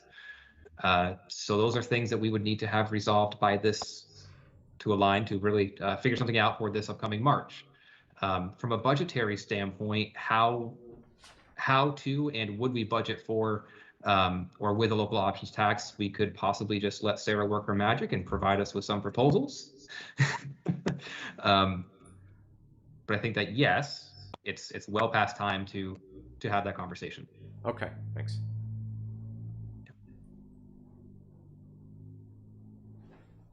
Any changes in capital, any other positions or initiatives? I'm sorry, since you bring it up, and since this is a nice Christmas list, and we can just throw anything we want, and we're going to find the money to pay for it, which is great. Sarah's got a yellow marker. Yeah. So. I had in a discussion I had with Wendy Husko, and when she came in here, she talked about the fact that they were very limited and kind of had a difficult time with COVID because of poor ventilation in the Brownell Library. And I don't know exactly what that means. I don't know what it would entail to improve the ventilation in the library. It looks like COVID maybe isn't going to be going away for a little while. And given the global situation, we could have, another version of COVID coming. So at least I'd like to maybe get a look at what exactly would take to upgrade the ventilation in the library. So I'd like to basically get it, and this is a little bit far afield for you, Sarah. You might have to investigate or have Wendy talk to you a little bit about it. But exactly how was it limiting to not have good ventilation in the library? And is that simply a capital expenditure that we could have, some more fans in the attic or something like that? I don't know exactly what it means, but that might be something I think we might want to at least look into. Does that sound reasonable? It does. I actually already have that on my list. Oh, okay, great. Yeah, I was like, she's definitely looked at this, Sarah, so talk to me after. I know she's looking at You it. just say, hey, George, stop talking. We already. No, Okay. no, because The- there might be additional information that I don't already have, but I spoke with Dottie last week and she gave me the rundown. Okay, great, thanks. They just have a very old HVAC system. It doesn't have any HEPA filters or anything of that nature. It's probably undersized for, you know, the additions and things that have been put on. They So, just didn't make good HVAC in Yeah. the 1920s, you know? They just weren't right up to speed. I think Efficiency Vermont offers some kind of analysis that can be done, It's- and, as far as tax breaks and everything else. I don't know how it would apply to a municipality, for. Our first set of work was to make sure the roof stopped leaking. Right, And then right. so we Yeah. sort of. Oh, certainly.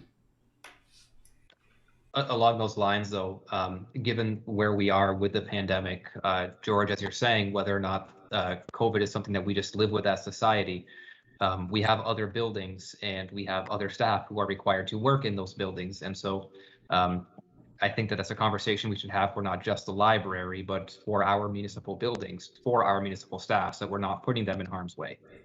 At that same time, there's also the ARPA funds, which could very well align with that purpose.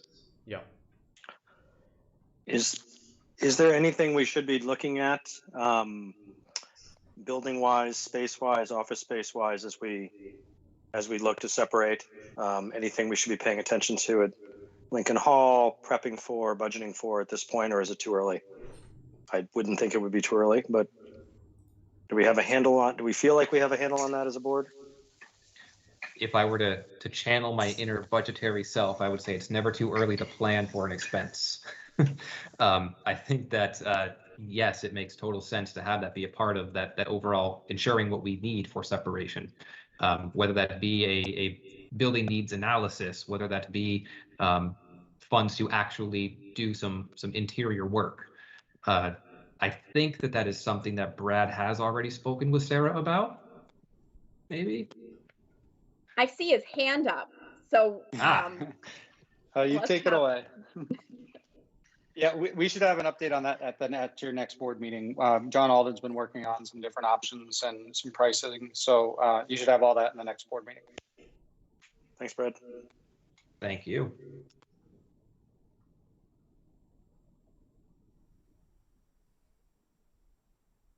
Any other wish list items? It's a brainstorm. There's no such thing as a bad idea during a brainstorm. Just the one you don't just the only one you don't voice. Think we're all set? All right. all right, I got some good notes. Thank you all very much. Thank you, Sarah. For the rest of your evening. What's next? Next up, 5F, consider the adoption of the public nuisance ordinance. And I believe I saw Lieutenant Kissinger and I see Chief Hogue as well.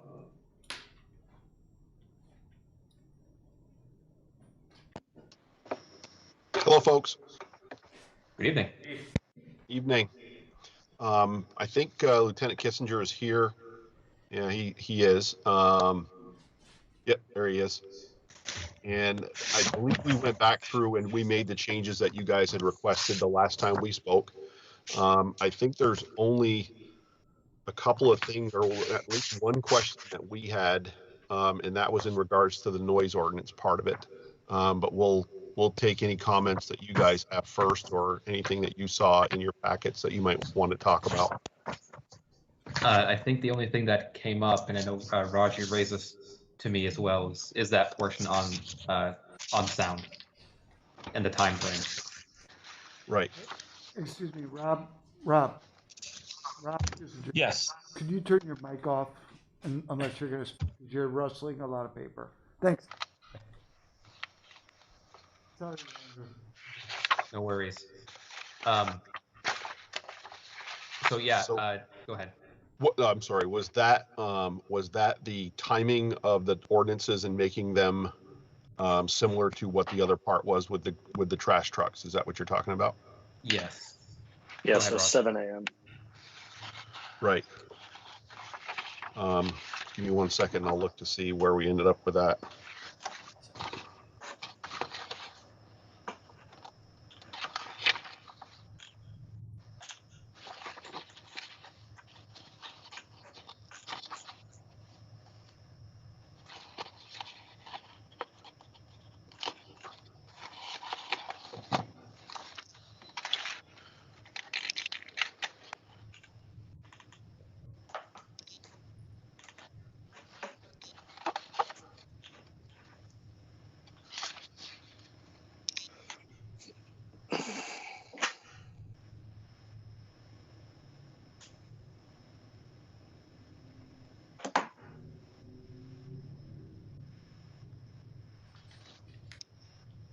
I'm sorry, now I'm having trouble finding the section on the trash.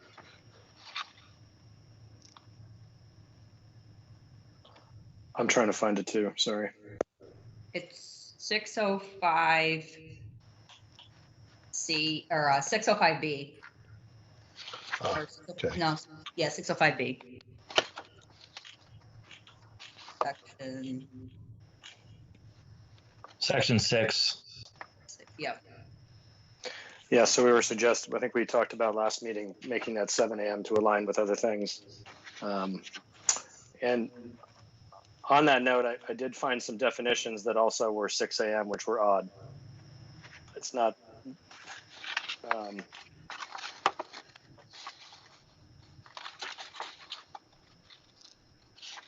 odd in terms of being 6 a.m. versus 7 a.m. when 7 a.m. seemed to predominate throughout the document. Gotcha.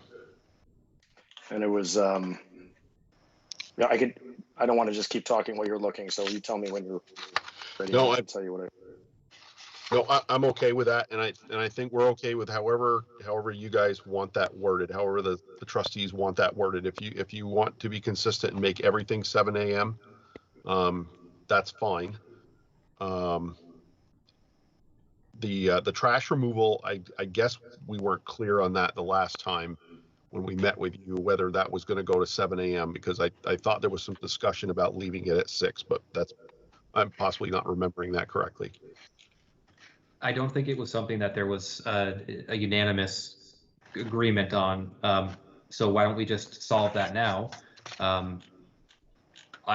So if we can just go around the room, I for one am in favor of having the timeframes aligned, so that way 7 a.m. is a start for trash, construction, machinery, so on and so forth. Raj, I assume you're of the same opinion? Sure. Amber? Yes. Oh, I just saw you clapping. George? I'm fine with that, yeah. Dan?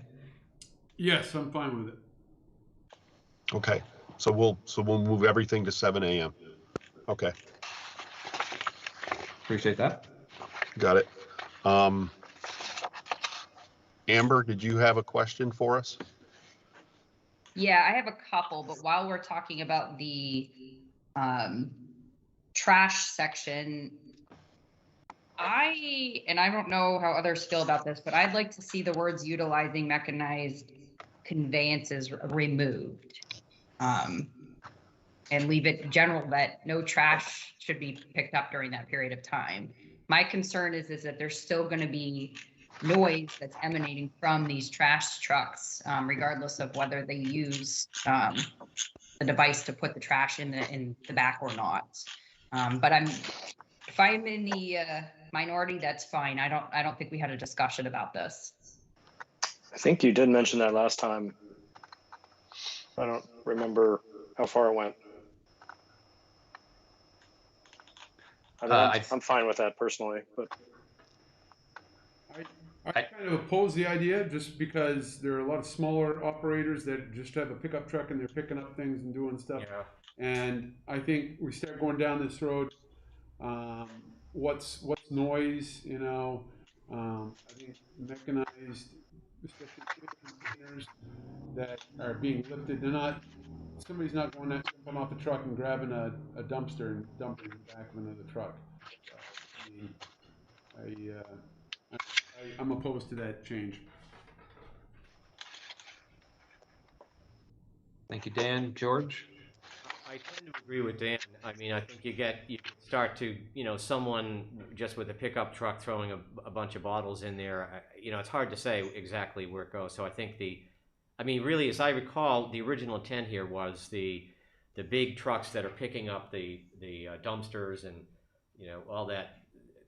all the noise from that. Isn't that correct? Isn't that what we were really initially going after? The initial complaints for the people that came to us were talking about those in the commercial areas with dumpsters, and the banging from the dumpsters. That's where the original complaints came from. Yeah, I mean, I don't really feel strongly about it, but I think you kind of you could wind up being a little too vague, saying any kind of trash removal is maybe a little too vague. I would agree with Dan and George. I think that the original intention here was about the large dumpsters being banged around, as well as those who lift and slam. So I'd say if we could just keep that in, that'd be appreciated. Is that okay, Amber? I said I might be in the minority, and it sounds like I am, so this is a democracy. It's all good. It's all good. So the other things that I had questions about were 604 C and D. So I'm all about not frightening horses and throwing missiles, but I guess I'm just confused as to where these came from.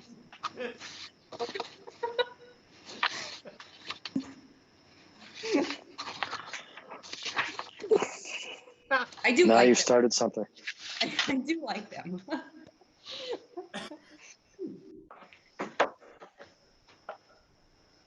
Thanks for the chuckle, Amber.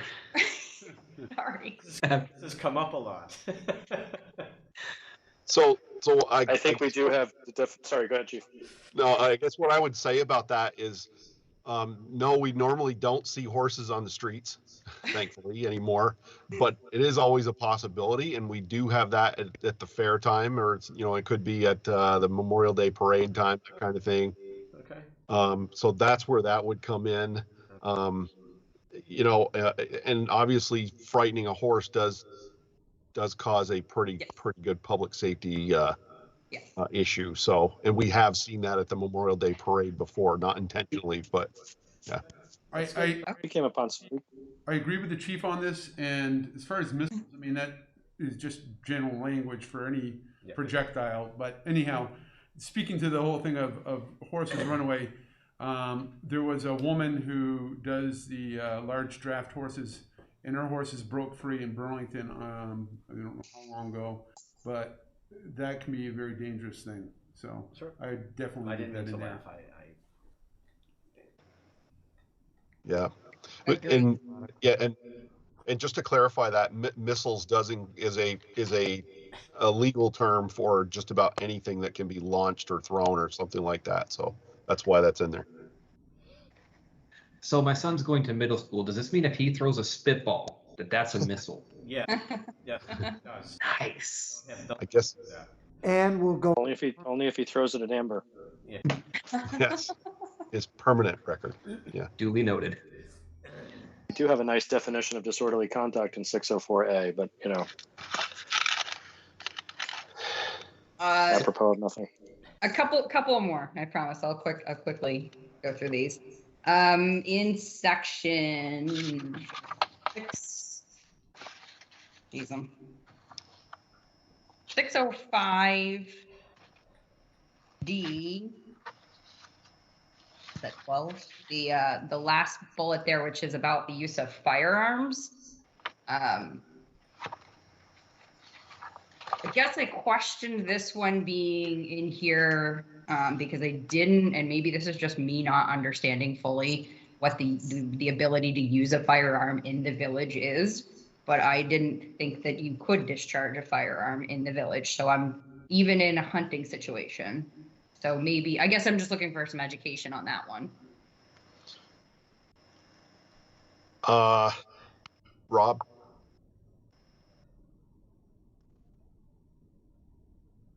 Sorry, technical difficulties. You're correct.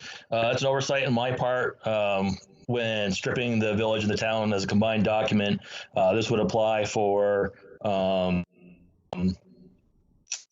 the town orders, not the village, because you are correct. There is no firearms allowed in the village for hunting. So we can strike that out. For whatever reason, that just slipped my separating the two entities. Totally fine, totally fine. I think the last question that I had was more of a clarification.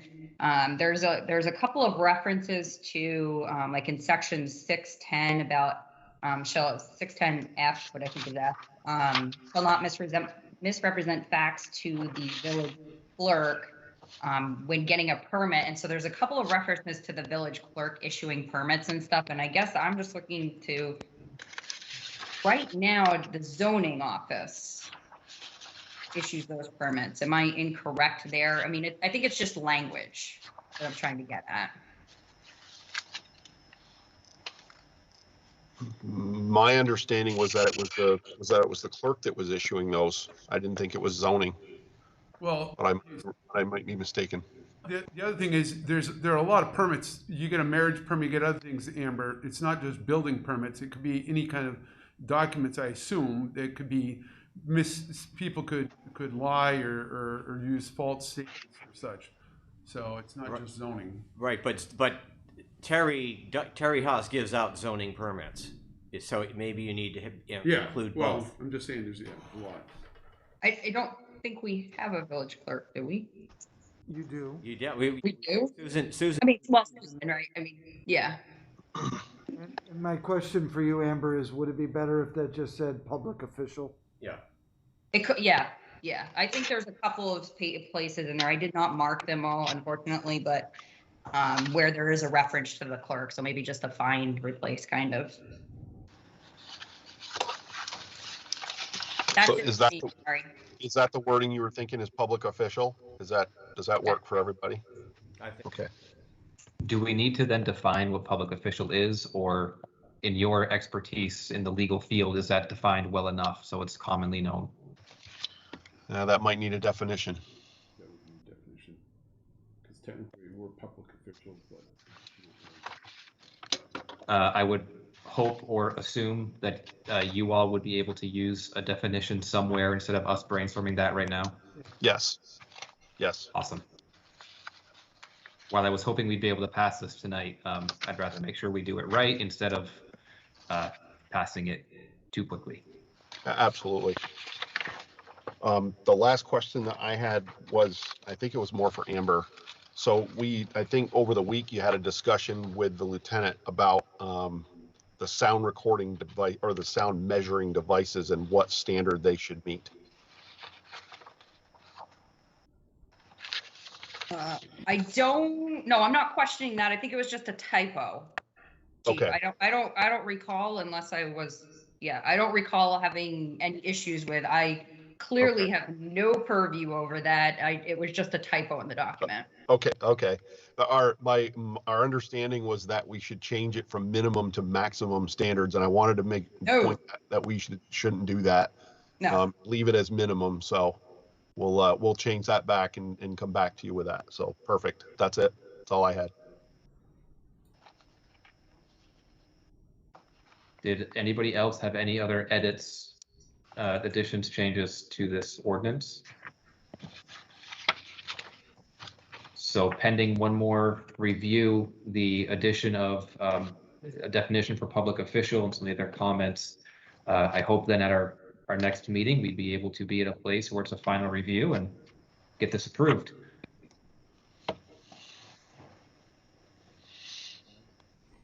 Yeah, Andrew, can I ask a question? Always. I truly appreciate having Chief Hogue here, but I'm wondering if we could just have it, since these seem to be minor changes, if it could just be put into the consent agenda. You know what I'm saying? And then we could review it, make sure everything's okay. I mean, if you guys like coming to meetings, that's fine. We'd love to have you, and we can put it on the business. You know, since these are relatively small changes, maybe we could just flip it into the consent agenda. Just as a courtesy, I don't know, just a little suggestion there. Thoughts? I would agree. I would agree with that, George. Okay. Meetings are always entertaining, however, Well, they are. They are. I want to say, Here for the whole meeting, Chief, but it was very entertaining right at the beginning. yes. Yeah. So I want to save you guys work too. So Okay. So if there's nothing else, Chief Hogue, Lieutenant Kissinger, I think we can, as always, appreciate your time for being here, your continued work on this, and hope you enjoy the rest of your evening.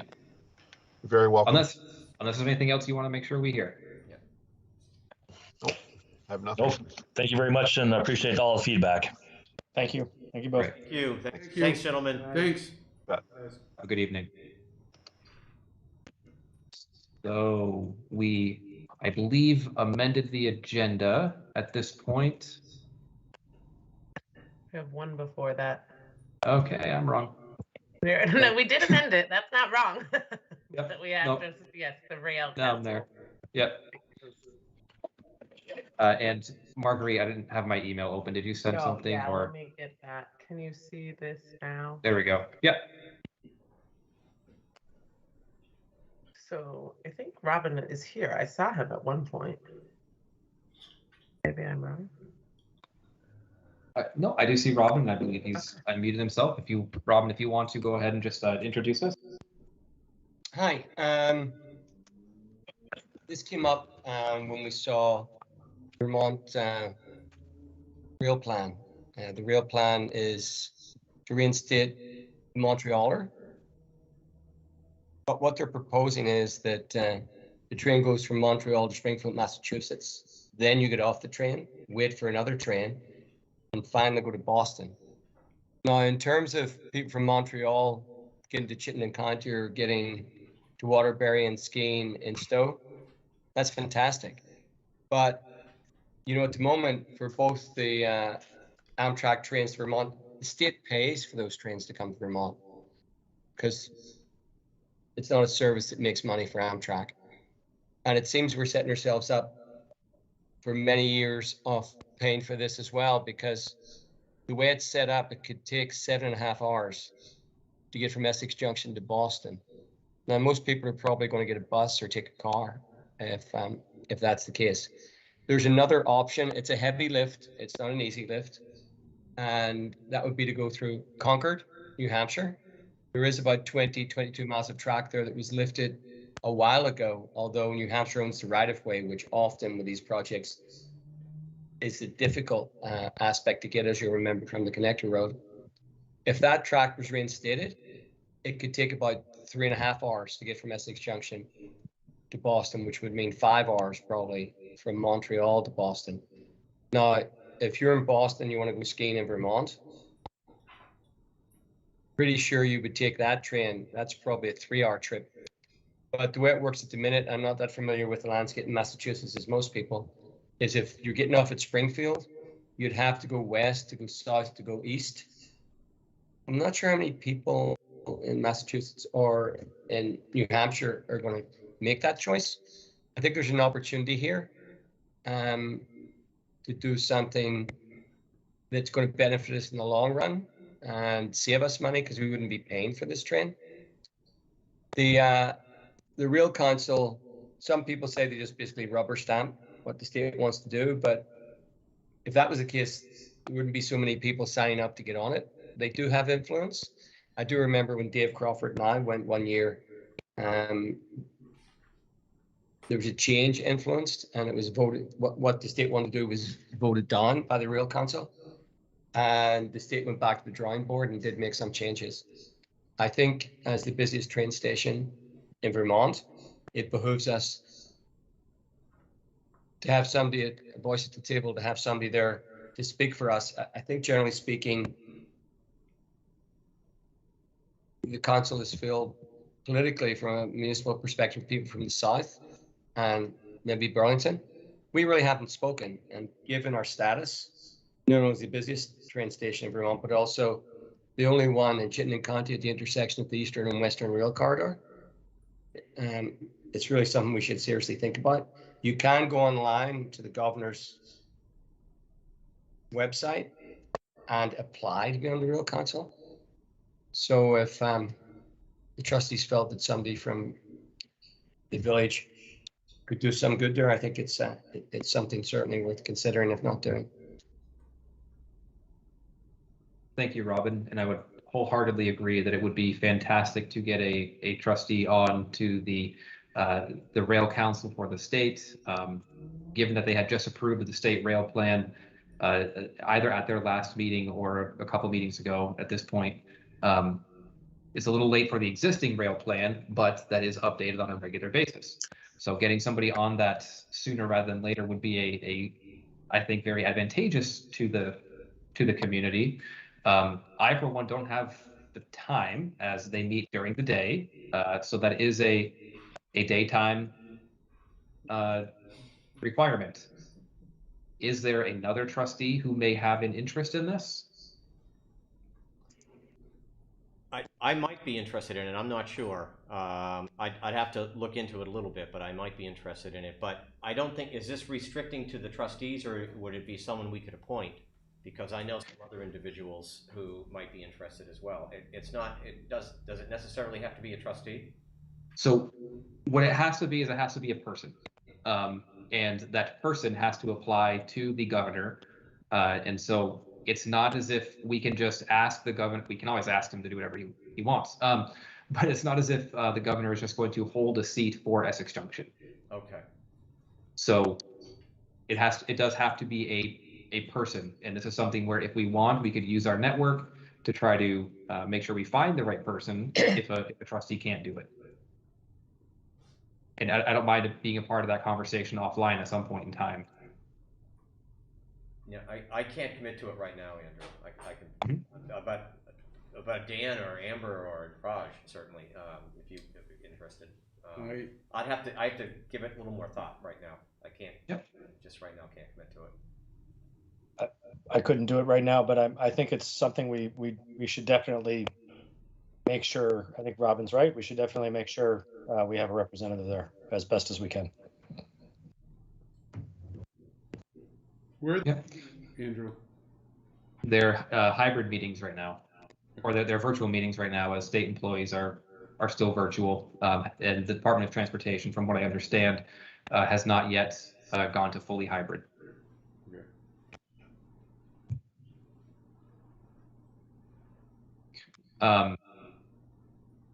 So I think where we can take this forward now is if people want to think about it, and if we have ideas as to who may be a good fit,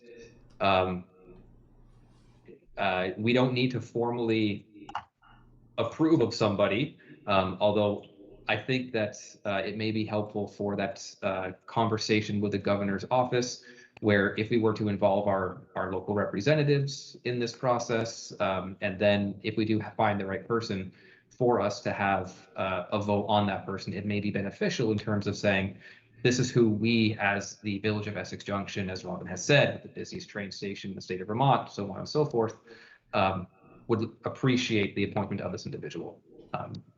So if you have thoughts, feel free to email me, or maybe we could individually talk offline. Okay.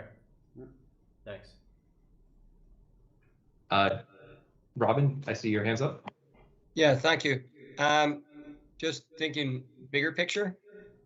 Somehow or other, we need to talk to our congressional delegation and have them talk to their equivalents in New Hampshire, just to get the conversation going. Turns out I know people who work for Bernie Sanders and for Peter Welch.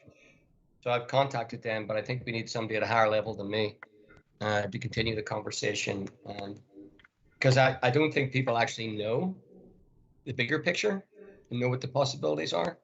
I think it'd be better to open discussion a little bit further.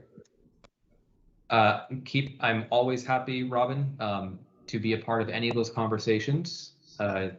If you'd like to help make that introduction, I'd be more than happy to take it from there. That's great. Thank you. Yep, and it's an open invitation. Yeah. Careful what you wish for. Thank you, Andrew. No worries. Do what we can for the betterment of Essex Junction. Well, it's really for the betterment of Vermont. If we can get a faster train from Boston to Waterbury, it's going to help a lot for the ski slopes. Yep.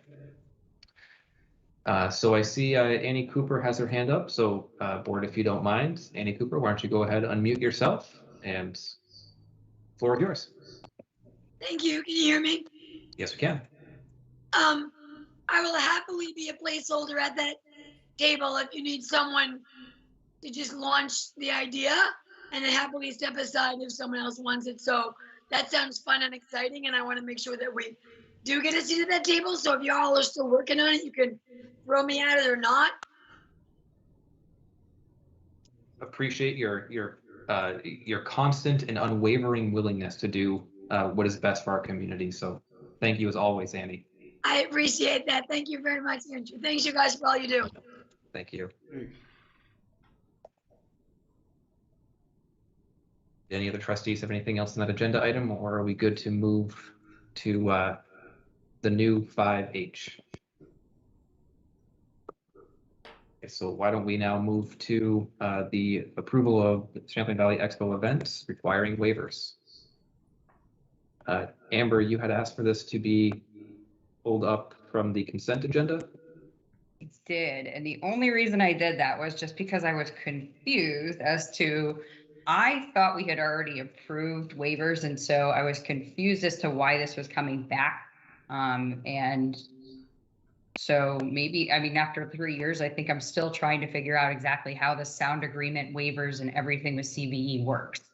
So I just purely wanted to just to make sure that I was understanding how the process was working. I don't have any issue with the document itself.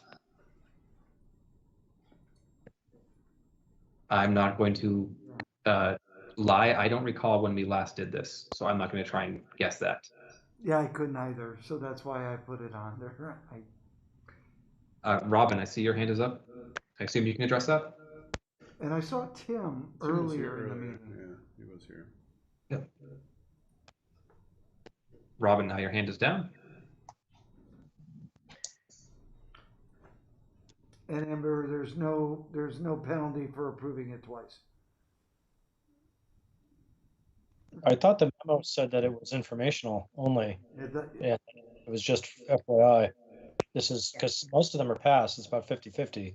Yeah, and what I was thinking was then when Tim came to us several months ago, we kind of gave him like a blanket.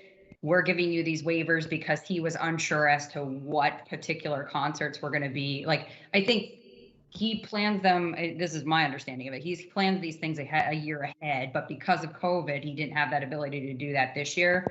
And so I'm guessing that this is just, now we've got this underway. We know exactly what's being done. And so we're just getting the list. But again, I just wanted to understand. And it looks like Tim is here. I thought it was something to do with the actual fair itself. Something that the waivers should, for the all events, this is for all events, and the question was whether this was events outside of the fair and outside of some of the other. Tim, Yep, I was going to let Dan finish first, but Tim, if you're with us, go right ahead. Great, good evening. Thanks for the opportunity to weigh in. Yeah, I think this is on the agenda, and Evan and Robin can speak better than I, because it's that document that outlines the waivers we've received for this year, the 21. Amber, you're right. We did come back in earlier in the year when we were discussing with Higher Ground about possibly doing a pod-like concert series, and we had asked for additional sound waivers, which you folks gave us, which we appreciate, but we don't intend to use. I think we were granted up to 35. This number right here is 21, and we don't need any additional.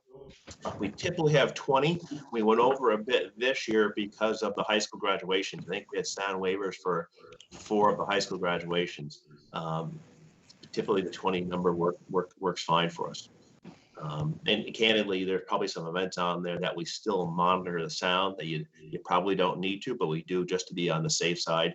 An example being, during the fair, we have the demo derby. There's really no sound that comes out from that to our neighbors. But again, to be on the safe side, we monitor the sound as we do all 10 nights of the fair. And then the concerts we do and events we do outside of the fair, where we feel it's responsible to measure the sound so that we can report back if any questions ever do arise.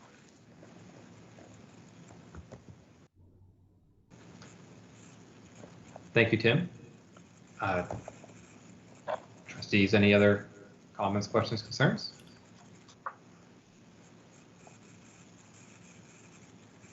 All right. Tim, thank you so much. I think we have what we need on that one. I hope you're getting some sleep with the fair coming up on Friday. 10 best days of summer, right? That's right. That's right. Thanks very much. 10 best days of 2 summers at this point. You at the ribbon cutting. So that brings us to the end of our business items and moves us into the consent agenda. I'll make a motion that the trustees approve the consent agenda. Thank you, George. Thank you, Dan. All those in favor of approving the consent agenda, please signify by saying aye. Aye. Opposed? Passed unanimously. Thank you. And into the reading file and any board member comments.